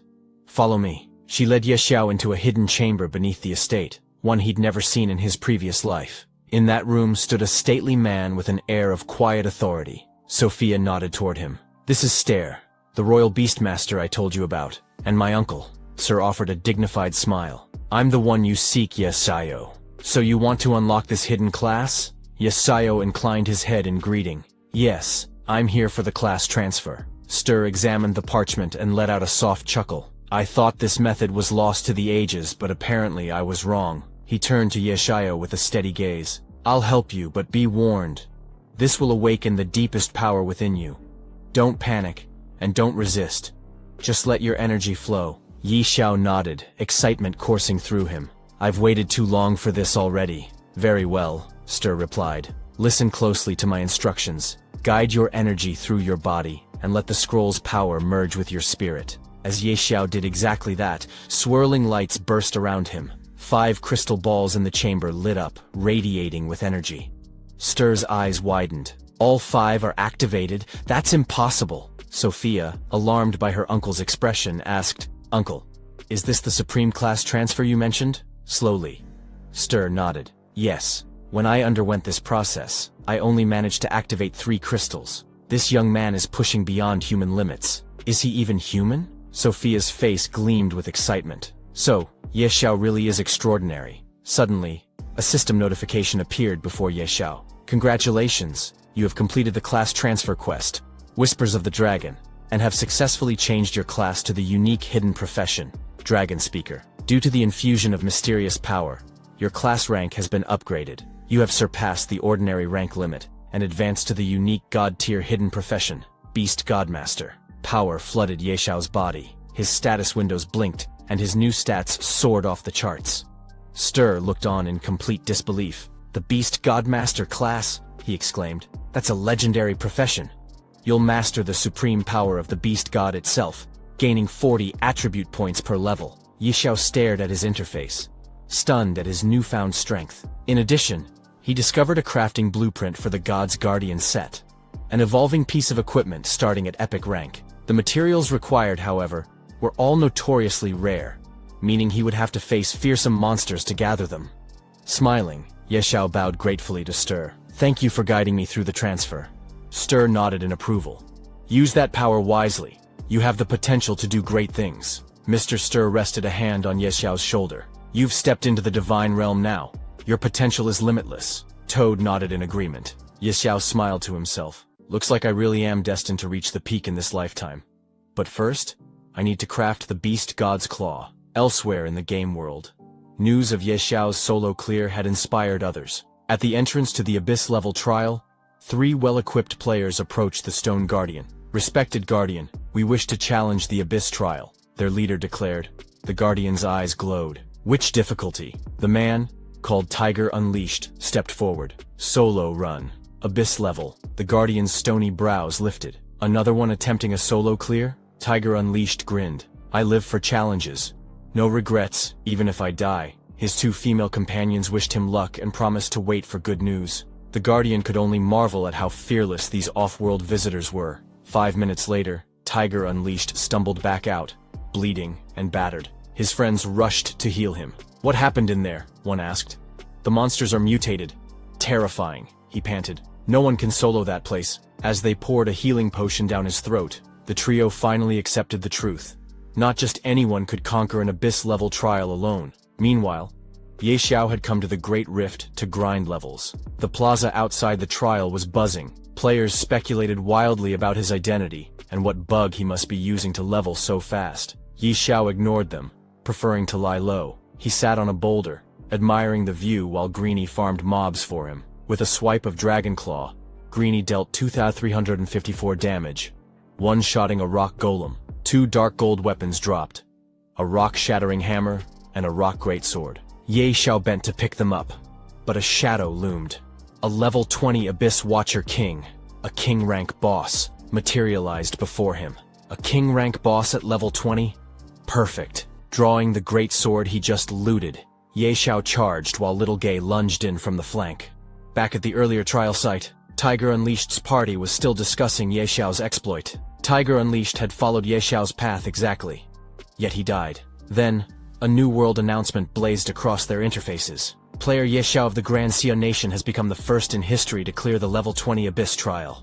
Reward: Epic Item Stone of Valor and +1 Grand Xiao Warzone point. The trio stared in disbelief. While they struggled, Ye Xiao had just set another record. Moments after the announcement, Ye Xiao finished off the Abyss Watcher. To his surprise, the boss left no loot. Only another Abyss Stone fragment. He could hardly believe it when he killed the Wanderer. It had dropped a mysterious fragment, and now, the Watcher had dropped one as well. What exactly are these things? He wondered. Could they be combined to forge some sort of divine equipment? Whatever their purpose, Ye Xiao tucked both fragments safely into his inventory. I'll figure it out later. Time to head back. Upon returning to town, the city guards congratulated him for passing the trial and presented his reward. An epic rank Stone of Valor, an item that could enhance the Badge of Bravery. Ye Xiao was stunned. An upgrade stone for his badge. Without hesitation, he used it, and the badge immediately evolved to legendary grade. Its new power was so overwhelming that even the level 30 zones would now be child's play. Before he could set off, a system notification flashed in front of him. The game will shut down soon for maintenance. Ye Xiao frowned. What's happening? Can we finally log out and return to reality? Every player received the same message and breathed a collective sigh of relief. They would at last be able to see their families again. Moments later, everyone began logging out. Back in the real world, at Ye Xiao's house in Haining, he switched on the television to catch the news. A reporter announced that after Daxia country, the United States had also been engulfed by the apocalypse game. Experts predicted that the phenomenon would soon sweep the globe. Falling asleep would automatically pull people into the game, a challenge all humanity must face. A player named Menghu Chulong had already died in the game and been found dead in reality. How terrifying is the Abyss difficulty trial? What future awaits ordinary players? Seeking answers, the reporter invited Qing Feng, a top-ranked player, to discuss safe leveling strategies. Qing Feng explained that he had led a team to conquer the hard difficulty advancement trial, and, in that day's livestream, would address whether death in the trial truly affected reality. The name Qing Feng was unfamiliar to Ye Xiao, but he was curious to see what skills this player possessed. When the reporter asked how it felt to be the first person since Ye Xiao to clear an advancement trial, Qing Feng answered modestly. He hadn't done it alone. His team had only just scraped through, and luck had been on their side. The reporter leaned forward. Players now enter Apocalypse whenever they fall asleep. What's your take on that? Qing Feng shook his head. The authorities still can't explain the game's existence, and surviving inside it is far more complicated than people realize. She pressed on. We've also learned that Ye Xiao, a player from Daxia, has cleared the Abyss difficulty trial twice. As a fellow top player, what do you think of him? Ye Xiao and I aren't even comparable, Qing Feng replied. Even if every other ranked player combined their strength, they still might not match him. Across the city, a man in a white suit watched the interview with growing interest. If I can recruit someone like Ye Xiao, he mused, I'll wield absolute power in Apocalypse. Turning to his butler, Fu, he ordered, use every resource we have. I want everything there is to know about Ye Xiao. Meanwhile, Ye Xiao was still processing the forced logout. So we can only enter by falling asleep? He thought. In my previous life, the invasion progressed faster. This slower pace is the perfect window to level up. For Beast Tamers, level 30 unlocks an extra beast slot. No time to waste. I'll hit 30 first. He lay down, drifted off, and re-entered the game, heading straight for Grey Mist Valley, a level 30 zone. Summoning Little Greenie, he began the hunt. The wolf's stun technique froze the monsters. Ye Xiao's fire breath finished them in seconds. Before long, both Master and Beast reached level 24, and Ye Xiao grinned at their rapid progress. Back in Haining Town, players stared at the leaderboard in disbelief. Ye Xiao's level was soaring. The gap between first and second place was now more than double. I thought leveling would slow down at higher tiers. Everyone should be catching up, yet the gap keeps widening. Estimate clapped him on the shoulder. Ye Xiao was never our real opponent, boss. You're already outstanding. Second place is plenty. And we still hold 3rd, 4th, 5th, and 6th place. Meanwhile, at Beginner Village number 9527, Dragon's Nest, 2 dragons conversed in the gloom. The fire dragon growled. That egg has been missing for days, yet she hides here, sleeping peacefully. As Dragon Prophet, she bears the fate of our entire race. The glorious dragon answered calmly. Have you not sensed it? That human carries an aura we despise. The repulsive gods. The fire dragon scoffed. You can't seriously believe a mere human insect wields such power. I am the dragon prophet. I see further than you, she replied. I'm willing to entrust our race's future to that mortal. You're being reckless, the fire dragon roared. There is no time left, the prophet said, her voice firm. We must act, and quickly. Darkness will transcend space and time, devouring all. This mortal is the last hope. So she asked the fire dragon to follow her. However, the fire dragon wasn't in agreement with her. How could he entrust the fate of the dragon race to a mortal? But the glorious dragon told him not to worry too much. Just follow me, she said, and you will see. Meanwhile, a group of players finally made it to Windowleaf Main City. It wasn't easy, but they succeeded. Besides Ye Xiao, they should be the first players to reach Windowleaf Main City. As they celebrated, they suddenly heard a noise and noticed two giant dragons flying above the city. One of the dragons was carrying someone who was shouting for help. It was Ye Xiao, calling out for aid as the Judgment Dragon was kidnapping him. Toad, however, told him to stop yelling, saying, There's no one strong enough to save you. The players, who had just entered Windleaf City for the first time, couldn't believe what they were seeing. They had never seen such huge dragons before. What shocked them even more was that Ye Xiao had been captured by the dragons, and they seemed to be carrying him somewhere. A blue-haired man remarked that even if they reached level 100, no one would dare get involved with a dragon of this caliber. One of his teammates asked if they should follow it, but the blue-haired man warned, That's the Judgment Dragon. One sneeze from it and we're all gone. There's no way we can save him. The news spread through the community quickly. Players who witnessed the scene firsthand told everyone that a dragon boss had appeared outside Windowleaf City, one of the main cities, and that a poor, unlucky player had been captured. Big shot King Fang Quizu revealed that the unlucky player might be Night God. What does being caught by a dragon mean? Ordinary players speculate. Top players analyze. A leaderboard veteran shockingly reveals. Players around the world were stunned, wondering why Ye Xiao was caught by two dragons. Some hadn't even seen a dragon yet, and Night God was already dealing with them. No wonder his level is so high. The dragons must be power leveling him, some exclaimed. That's some crazy grinding speed. Others were jealous, thinking, if we were that powerful, we'd probably be level 30 by now too. How can Ye Xiao already be interacting with such high-level creatures? That's insane. Meanwhile, the two dragons took Ye Xiao into their dragon lair and released him. A little scared, Ye Xiao wondered why they had captured him. But when he looked closely, he realized they looked familiar. Toad smirked and asked, Have you forgotten the good deeds you've done? These were the same dragons Ye Xiao had messed with before. He was doomed. One had its eggs stolen by him, and the other had its home looted. Things weren't looking good. The fire dragon approached Ye Xiao and asked if he wasn't afraid. Clearly terrified, Ye Xiao gathered his courage and said, You can kill me or flame me.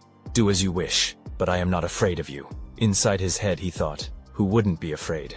Anyone who says otherwise is a fool. But the red dragon assured him, You don't need to fear us. He revealed that the dragon egg Ye Xiao took was the last hope of the dragon race, and bringing him here was to bestow upon him a great opportunity. Ye Xiao, confused, asked, Are you talking about Little Greenie? The fire dragon became furious at the disgraceful name, but Ye Xiao insisted, Little Greenie really likes it. The red dragon intervened, telling the fire dragon there wasn't much time left. Both dragons then flew into the sky, chanting in the name of the dragon god. Ye Xiao, now panicking, cried, What are you going to do to me? I was just joking earlier. If you let me live, I'll do whatever you want. Toad also tried to distance himself, saying, I don't even know him that well. The dragon egg theft had nothing to do with me. Ignoring them, the dragons continued chanting. Suddenly, energy poured from their bodies into a massive dragon statue, causing its eyes to glow. The statue turned toward Ye Xiao and bestowed upon him the blessing of the Dragon Clan, a fragment of the dragon god's power. Meanwhile, on the Doomsday Forum, major changes swept across the server. Daxia Nation continued to dominate, occupying the entire top 100 of the level rankings. The second spot on this leaderboard had changed. Jinyi Yexing, showcasing top-tier assassin skills, skyrocketed to level 14, replacing Ming Yue Ru Yue and widening the gap. Ye Xiao remained at the top but hadn't leveled up in 3 days. Has the new god fallen? Players wondered. Ever since being taken by the dragons, Ye Xiao had stayed at level 30, and speculation ran wild. Does anyone know what really happened to Night God? Is this some extreme hidden quest? Did he make a shady deal with the dragons to level up, and now it's time to pay the price? One player claimed, "My buddy has inside info. Night Xiao is done for. He's not coming back in 3 days, maybe not even 30. Another skeptically asked, "Who's your buddy?" Even top players like Mingyu Ruyue don't know anything. Meanwhile, after the blessing, Ye Xiao, now stronger, passed out. When he awoke, he found himself in a level 40 monster hunting area. The dragons were gone. He immediately checked his status window, expecting unique skills or boosted stats from the dragon god's blessing. But at first glance, nothing seemed different. Then he noticed 2 new abilities. Money Shield converts 100 gold coins into 1 shield point, blocks true damage, special damage, attribute damage, and is immune to shield breaking, execution, and instant death effects. With 1.81 billion gold coins, this skill is insane. No cooldown. Infinite Beast Mastery, level 1. Allows taming an unlimited number of beasts. Normal Royal Beastmasters only get 3 core pets. Is this real or am I dreaming? Ye Xiao wondered, ecstatic. I'll burn incense for those dragon gods and thank my ancestors for 8 generations. Later, he headed to the level 30 trial hall. The guard recognized him and asked, "Are you taking the abyssal level trial?" Ye Xiao nodded. The guard opened the gate, wished him luck, and Ye Xiao stepped into the abyssal level trial. But to his surprise, this time it was a snow-themed dungeon. "It's so cold," he muttered. "Freezing. If he had known it would be this freezing, he would have worn something warmer before entering." Just as he was thinking about this, suddenly a snowball came flying toward him. Ye Xiao quickly dodged it. However, Toad was confused and asked, "Instead of dodging it, why didn't you use your shield?" Ye Xiao smiled awkwardly. "I forgot about that." Just then, a snowy monster, Yu's Yeti, rushed toward Ye Xiao to attack. Ye Xiao quickly ordered Little Gray to show them who was fiercer. Little Gray used Dragon Breath and instantly killed the mutant Yeti. Ye Xiao was shocked. He couldn't believe Little Gray had killed a mutant Yeti with 1 attack. But when he looked at Little Gray's status window, he was stunned. All of Little Gray's stats were insanely boosted after receiving the Dragon God's blessing. Ye Xiao wasn't the only one who had gotten new skills. Little Gray had also received insane skill boosts and stat increases. Just as he was looking over Little Gray's status, suddenly, a pack of monsters rushed toward them to attack. Ye Xiao quickly ordered Little Gray to eliminate them. Little Gray used Dragon Breath again and killed all the monsters one by one. Half an hour later, Ye Xiao successfully slew the Seeker of the Abyss, a king-tier monster. Ye Xiao laughed. "I can't believe a king-tier monster is this weak." However, Toad warned him, "Don't get cocky. Remember how badly you got crushed before." Meanwhile, after Ye Xiao cleared the Abyss-level trial, the system announced, "Daxia player Night Xiao has passed the Abyss-level advancement trial, becoming the first ever hero to clear the level 30 Abyss trial. Reward: Epic item, Heroic Radiant Stone. 1 point added to Daxia Warzone score." All the players who had seen the news about Ye Xiao being taken by dragons and thought he was dead were now in shock. One of them told his friend, "I knew it. Night God was preparing something big this whole time, but no one believed me." Some were still wondering, how did this guy get taken by dragons and still come back? Daxia's advantage just keeps growing. A man in red armor told his colleague, "I knew it. There's no way a character like him would die so early." A player in a hoodie agreed, "I can't believe even the level 30 Abyss trial could be cleared. This guy's potential really is bottomless." The man in red armor told his men, "Let's go back to the city. I want to meet this interesting fellow and try to bring him under our command. That's when the real game begins." Meanwhile, Ye Xiao, after successfully clearing the Abyss-level trial, received Abyss Stone Fragment 3 as a reward. Ye Xiao was confused, wondering, just how many fragments are there? He also received another reward, the Heroic Radiant Stone, an epic grade item. It was a rare material infused with radiant energy from the Heroic Stone, capable of further enhancing the Heroic Emblem. Only powerful heroes were qualified to own it. With this Heroic Radiant Stone, he could enhance his Heroic Emblem again. As Ye Xiao was leaving, the guard said goodbye to him and told him to take care. Ye Xiao thanked him and said goodbye as well. Sometime later, at Fenye main city, Ye Xiao pulled up his hood to cover his face, seeing how crowded the city had become. He had been missing for several days, and now Fenye was packed with players. But he didn't care. He went straight to the appraisal shop to get his gear appraised. To his surprise, there were so many people standing in line outside the shop. However, Ye Xiao didn't have to worry. He had first-class citizenship. He went straight into the shop and told the shopkeeper, "I want to appraise my gear." But the shopkeeper, without even looking at him, snapped, "Get in line, don't bug me." However, when he looked at Ye Xiao more closely, he suddenly recognized him. His attitude changed immediately. He politely approached and warmly welcomed him. The other players waiting in line weren't happy at all. Furious, they muttered, "Just because he's first class, he gets to cut the line." But Ye Xiao didn't care.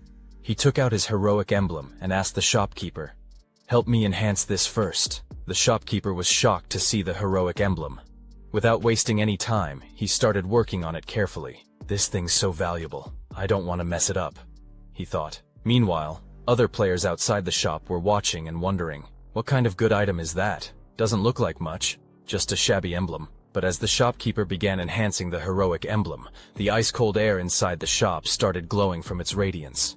What they saw next shocked them. The shabby-looking emblem they had mocked was actually legendary grade equipment. However, Ye Xiao wasn't satisfied. "Another legendary item," he muttered. He had been expecting more. In his eyes, this didn't seem like a huge upgrade. Seeing the legendary grade equipment, the other players began to whisper among themselves. Could this guy be the famous Knight Xiao?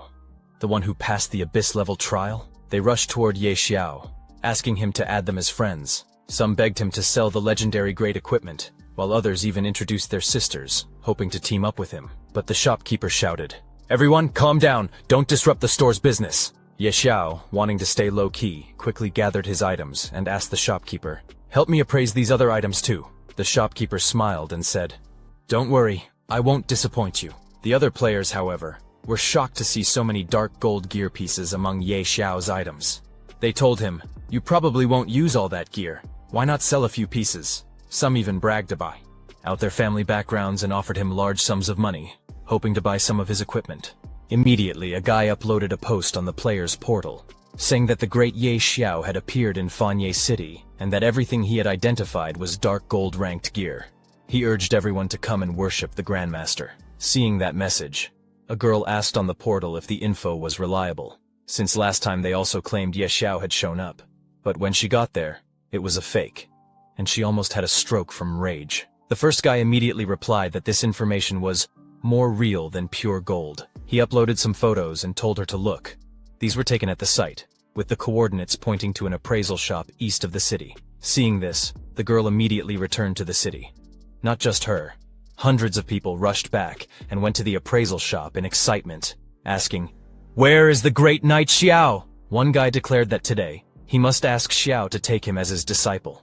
Another shouted that if anyone was going to be a disciple, it was him. Some girls also headed there, saying they wanted to have children with Knight Xiao. Seeing the crowd, Ye Xiao left the appraisal shop and ran away. He hid behind a wall, checked to make sure no one was following him, then sighed, muttering, "Being the center of attention all the time is exhausting." But suddenly, a man in red armor approached him. "Are you Knight Xiao?" he asked. Annoyed, Ye Xiao asked what he wanted. The red-armored man told him not to get the wrong idea. They didn't mean harm, they just wanted to talk business. Hearing about a deal, Ye Xiao asked if he wanted to buy dark gold-ranked gear. "Yeah, something like that," the man said, adding that he could make Ye Xiao an offer he couldn't refuse. Hearing that, Ye Xiao laughed and replied, "Unless you can pay hundreds of billions of gold coins for dark gold gear, I really wouldn't be able to refuse." At the mention of hundreds of billions, the red-armored man smirked. "Your vision is still stuck in the game."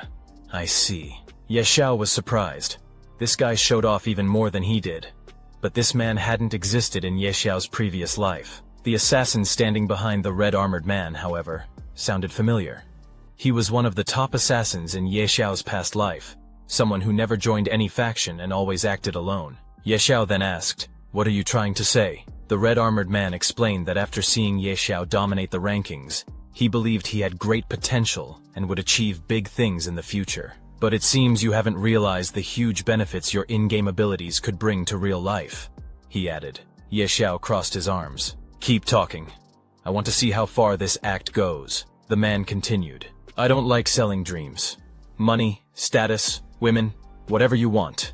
I can give it to you," he boasted proudly. "Make your choice and join us." After hearing it all, Ye Xiao patted the man's shoulder. The fact that you came to me means you acknowledge my skills. I appreciate that. The red-armored man grinned. Glad you understood. Before he could finish, Ye Xiao conjured a fireball in his hand. For someone so young, that cocky attitude. I don't like it. Let me give you a manual respawn to calm you down. The man paled. Think carefully. If you attack here, Ye Xiao didn't let him finish. He hurled the fireball, dealing 346 damage, and sneered. Idiot! You talk too much. As the red-armored man collapsed, his subordinates erupted in fury. Did he really kill the young master? They drew their weapons, but the assassin on their team stopped them. Don't move. This is the main city. Killing is forbidden. We can't take responsibility for what happens. Ye Xiao turned to leave, tossing a casual remark. Consider the money and gear on the ground as compensation, and don't follow that guy anymore. He has no future. The subordinates stared in disbelief. He's insane! Killing in the main city? Suddenly, sirens blared. A loud voice shouted, Who's fighting here? The guards arrived, surrounding everyone. Their leader bellowed, Who dares kill in the main city? Are you out of your minds? Ye Xiao stepped forward. It was me. The guard leader glared. You killed someone and stay this calm. You've got serious gut. He froze mid-sentence, spotting the badge on Ye Xiao's chest. First-class citizen. His tone instantly shifted. A misunderstanding. My apologies for our recklessness. Could you explain what happened so we can file a report? Ye Xiao shrugged. Nothing serious. Someone threatened me, so I cleaned him up. The guard leader feigned outrage. A vagrant dare defend a first-class citizen? Sir, next time allow us to handle it. Don't dirty your hands. Ye Xiao waved him off. It was no effort. The guard leader bowed. If there's nothing else, we won't disturb you further. The red-armored man's subordinates were stunned. How is this possible? As the guards dispersed, one whispered to the leader. Why didn't we arrest him? The leader hissed. Fool! That's the young man the Duchess is searching for. Report this, and we'll be promoted. The other guards gasped. No wonder you're the boss. Meanwhile, at the Duke's mansion, Lady Sophia paced her room, fuming. Good heavens, are you mocking me? Why are there still no updates on Ye Xiao? Just then, a maid burst in. My lady, news! We found Lord Ye Xiao. Sophia leaped up, eyes blazing. Where? At the resurrection point, the red-armored man revived, livid. Why didn't you act against him? His subordinates explained the guard's reaction. After a tense pause, the man exhaled. Fine. I lost my composure. Ye Xiao's already level 30.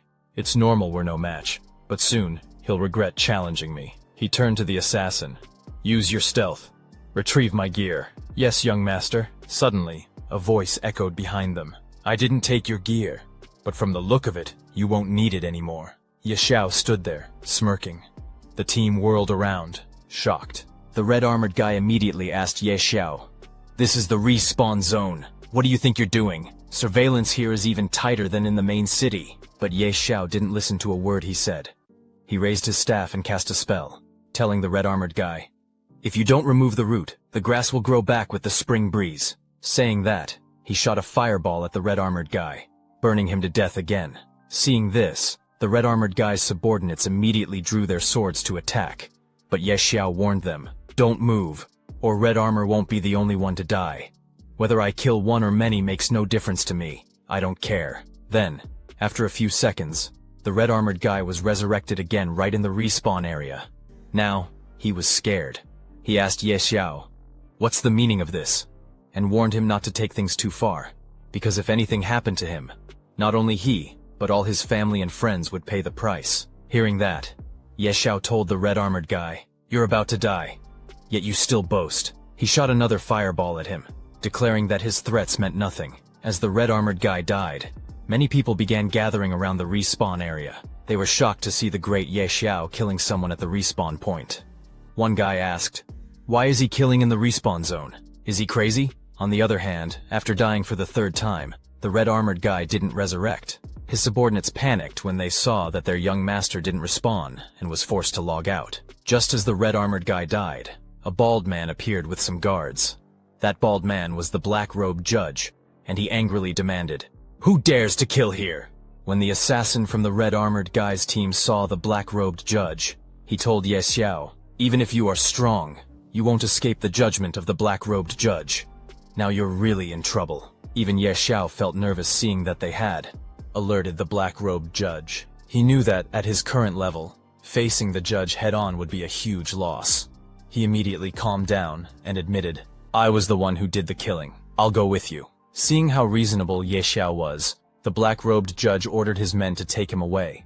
The judge's men handcuffed Ye Xiao, and he didn't resist. At the same time, in the real world, at the red-armored guy's home, he lay unresponsive on his bed. His butler tried to wake him, calling, "Young master, wake up!" But it was no use. Hearing the commotion, the red-armored guy's father, an old man, entered the room and asked the butler what had happened to his son. The butler explained that the young master had been killed. Shocked, the old man demanded, "Who killed my son?" Furious, he declared, "I want the killer's entire family to die with him." Meanwhile, in the game world, Ye Xiao was brought before the Dragon Phoenix Empire's court. The judge asked, "First-class citizen of the Dragon Phoenix Empire, Ye Xiao, why did you break the laws of Fanye City by killing in the respawn zone?" Ye Xiao replied that the red-armored guy had harassed and threatened him. So to defend the dignity of a first-class citizen, he had to kill him.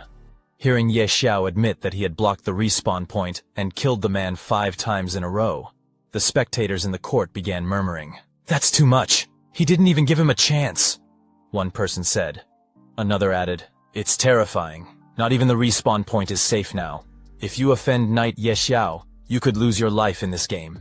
If he wants to kill someone, that person is doomed." The judge silenced everyone and declared, "For killing, and considering this is your first offense, you are sentenced to lifetime exile from the Eastern District, with no right to enter."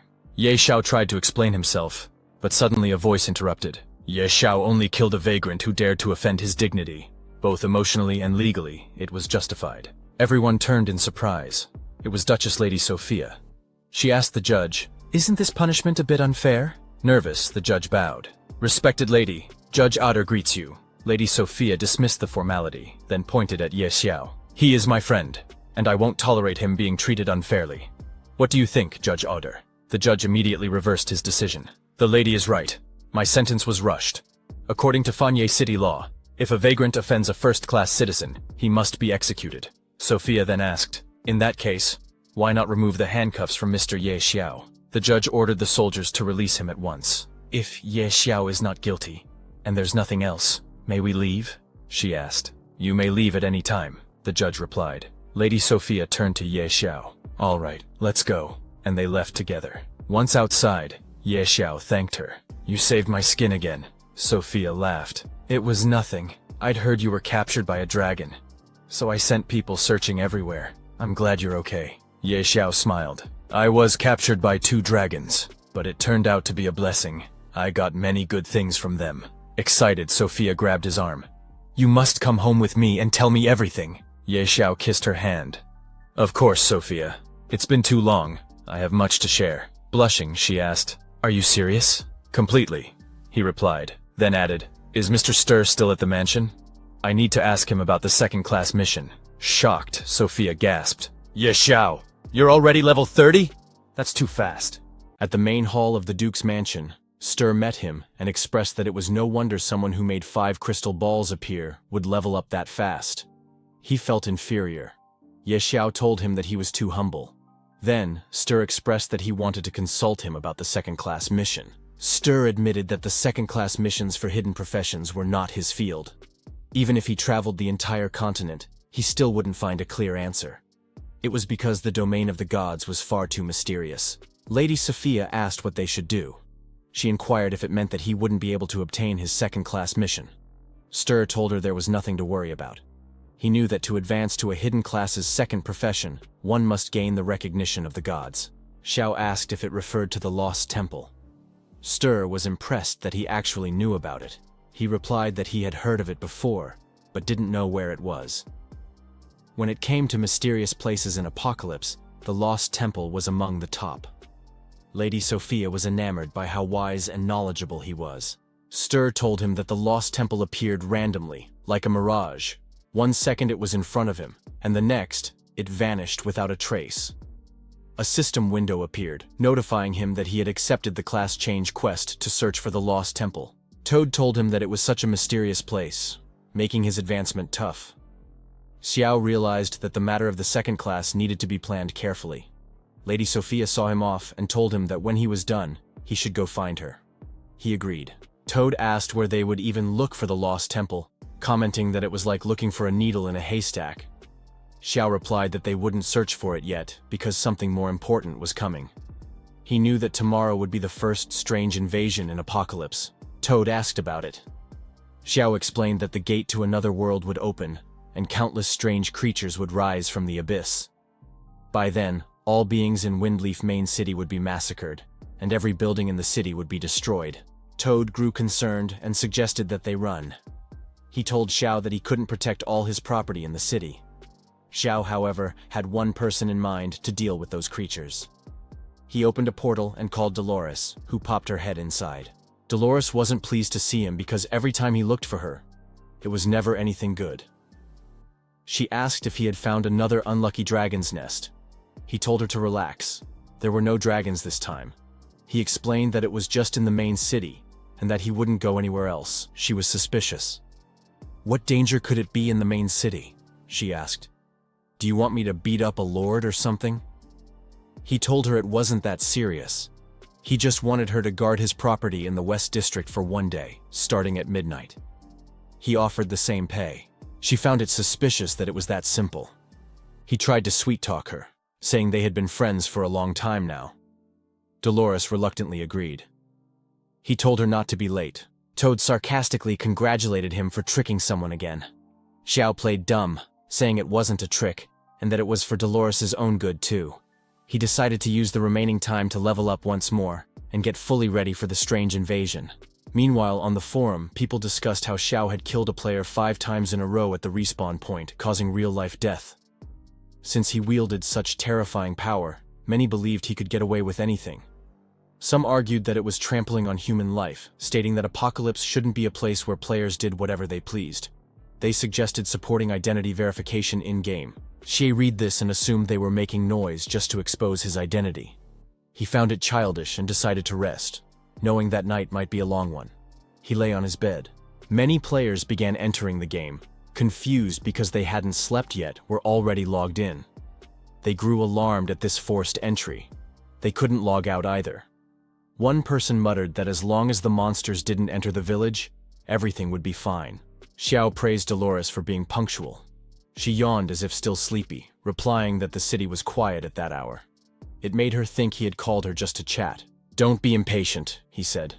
"Soon, all the shops in the West District will be in your hands." Dolores assured him that as long as she was there, not a single tile or stone would be lost. He replied that her presence alone put him at ease. Lightning struck. Xiao immediately requested that she cast a buff. She was confused.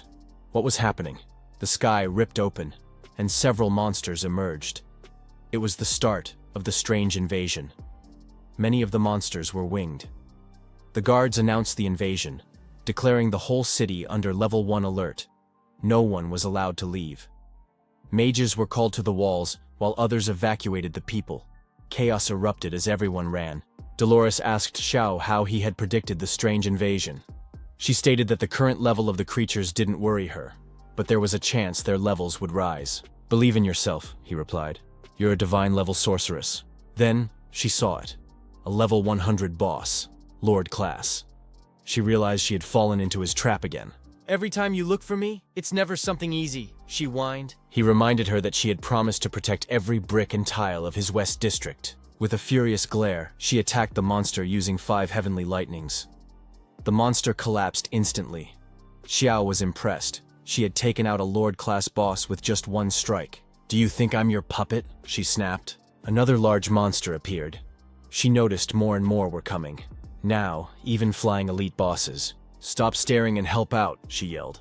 She summoned Gray. "It's your turn," he said. The monsters were so humongous that the humans looked like ants. The mages and the guards on the wall tried their best to hold them off. Meanwhile, Gray breathed fire on a monster and instantly killed it, despite it being a strange elite-level boss. She reminded Gray to be more careful because another shop had just been destroyed. He saw that a wave was coming, so he ordered it to move fast. The system screen notified him that he had killed an elite-level boss and a normal boss. The notifications about killing the bosses continued, and he was pleased with it because, just as he had expected, Killing the bosses was the fastest way to level up. Xiao told Dolores that he was counting on her to protect the West District while he and Gray hunted more bosses. She got annoyed with this brat, who must have thought she had 3 heads and 6 arms. She yelled that he should pay more, but it was not a problem for Xiao.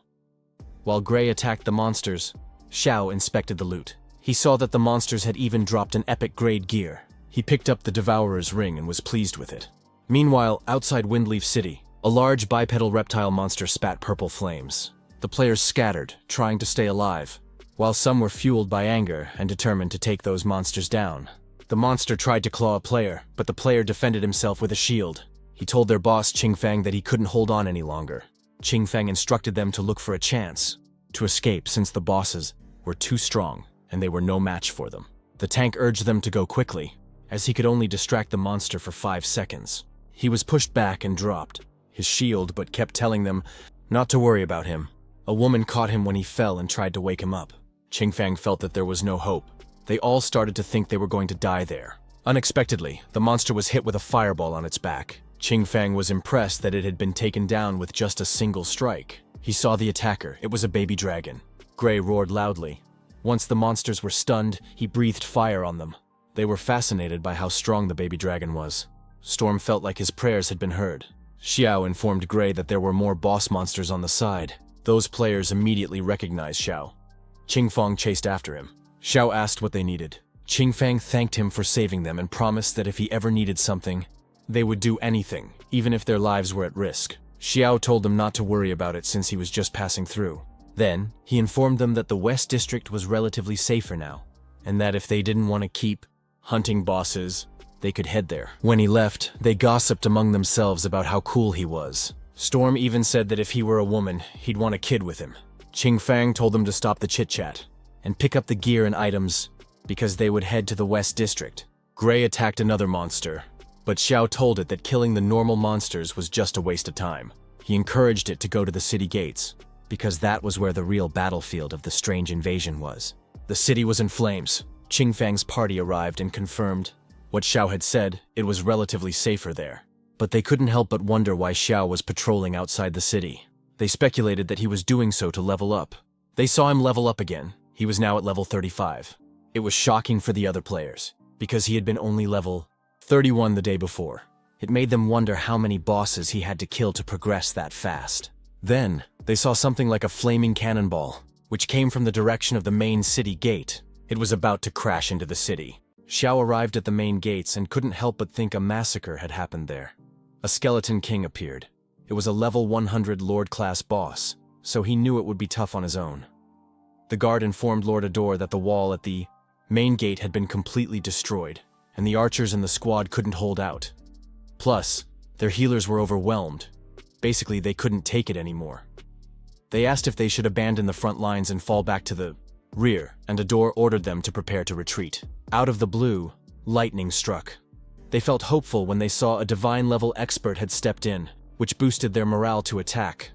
Dolores was called by this brat in a panic, and upon seeing the monster, she knew he wanted her to kill that level 100 Lord boss. Xiao chuckled and commented that she was sharp, then instructed her to help him get close to it so he could kill it. She pointed out that it was a strange Lord-class boss, and that even she wouldn't dare to say that, but Xiao replied that he was serious. She agreed to send him there, first giving him some buffs. He suggested that she clear a path for him so he could face it head-on. She saw his guts and agreed. She struck the monster, and several monsters were stunned at once before she yelled at him to go. Xiao rushed forward, telling her she was awesome as always. Ador told Dolores that with her help, the city would be safe. But she told him that was enough talk, and he should take his men to defend the north side, leaving that area to her, and they counted on her. Then a guard reported to Ador that a level 30-something Tamer was trying to attack the Lord boss. But Ador told them not to worry and to follow Dolores' orders to fall back to the north zone. Now Dolores and Xiao stood in front of the gigantic skeleton, and it was all up to Xiao. Toad told him that if he died, he shouldn't drag him with him, and that he didn't even plan to pick up Xiao's corpse. But Xiao assured him he wouldn't die. It was the beginning of the hunting hour. The Skeleton King moved and attacked Dolores. She put up a barrier to defend herself while telling the brat to move already. He told her to calm down and just watch as he took out the emblem and activated Brutal Massacre, releasing a laser beam directly at the Skeleton King. It was a brutal execution that led to its instant death, its bones disassembling. Xiao was happy he had done it, and Toad couldn't believe the Lord-class boss was taken down in one hit by the brat. That was followed by a world announcement that Knight Xiao had successfully killed a level 100 Lord-class boss, achieving the first Lord-class boss kill. His reputation increased by 1,000, his attribute points by 200, and his Great Xia Nation War points by 1. The players never imagined it was possible. Qingfong realized he must have left the city earlier to slay the boss, and Storm was so amazed he wanted to be Xiao's disciple. Qingfong expressed that he wanted to be one too. But Xiao doesn't just accept anyone. The woman in their party had made up her mind to create a fan club for the great Knight Xiao. Xiao collected the loot, which included a divine protector's shield, epic grade, blazing stones that could be used as material, and a Starler staff, another epic grade item. Just as he expected, the rewards were on a different level compared to other monsters. He asked Toad if he found something good, and Toad replied that it was an artifact. Xiao told him he was lucky since it was something nice, the frenzied horn of the destroyer. Xiai stated that the strange invasion was even better than completing a legendary level quest, and they saw the strange monsters were retreating as everyone celebrated surviving. Meanwhile, inside a manor, a guard asked the governor if he had awakened. The man asked the guard to help him up and instructed that no matter what happened, they shouldn't let those strange creatures into the city. The guard reported that it had been an hour since the invasion ended, and the governor couldn't believe it was already over. The guard reported that while the king was unconscious, with the help of Xiao and Dolores, the invasion was repulsed, and the city was now undergoing repairs. He expressed that he never expected, besides Dolores, there would be another outstanding talent saving Windleaf City at such a critical time. He instructed Turn to make arrangements because he wanted to meet this person and express his gratitude, and Turn replied he would arrange it right away. With Lady Sophia on his side, he invited Xiao and Dolores inside his home, where he expressed his gratitude for their brave assistance. He told them that if it hadn't been for them, they didn't know if Windleaf City would have survived the calamity, and on behalf of all the citizens, he offered his sincerest gratitude. Lady Sophia uttered that Xiao had once again performed another miracle, to which Dolores replied that he was too kind, clarifying that it was mainly Xiao who took down the Lord-level boss.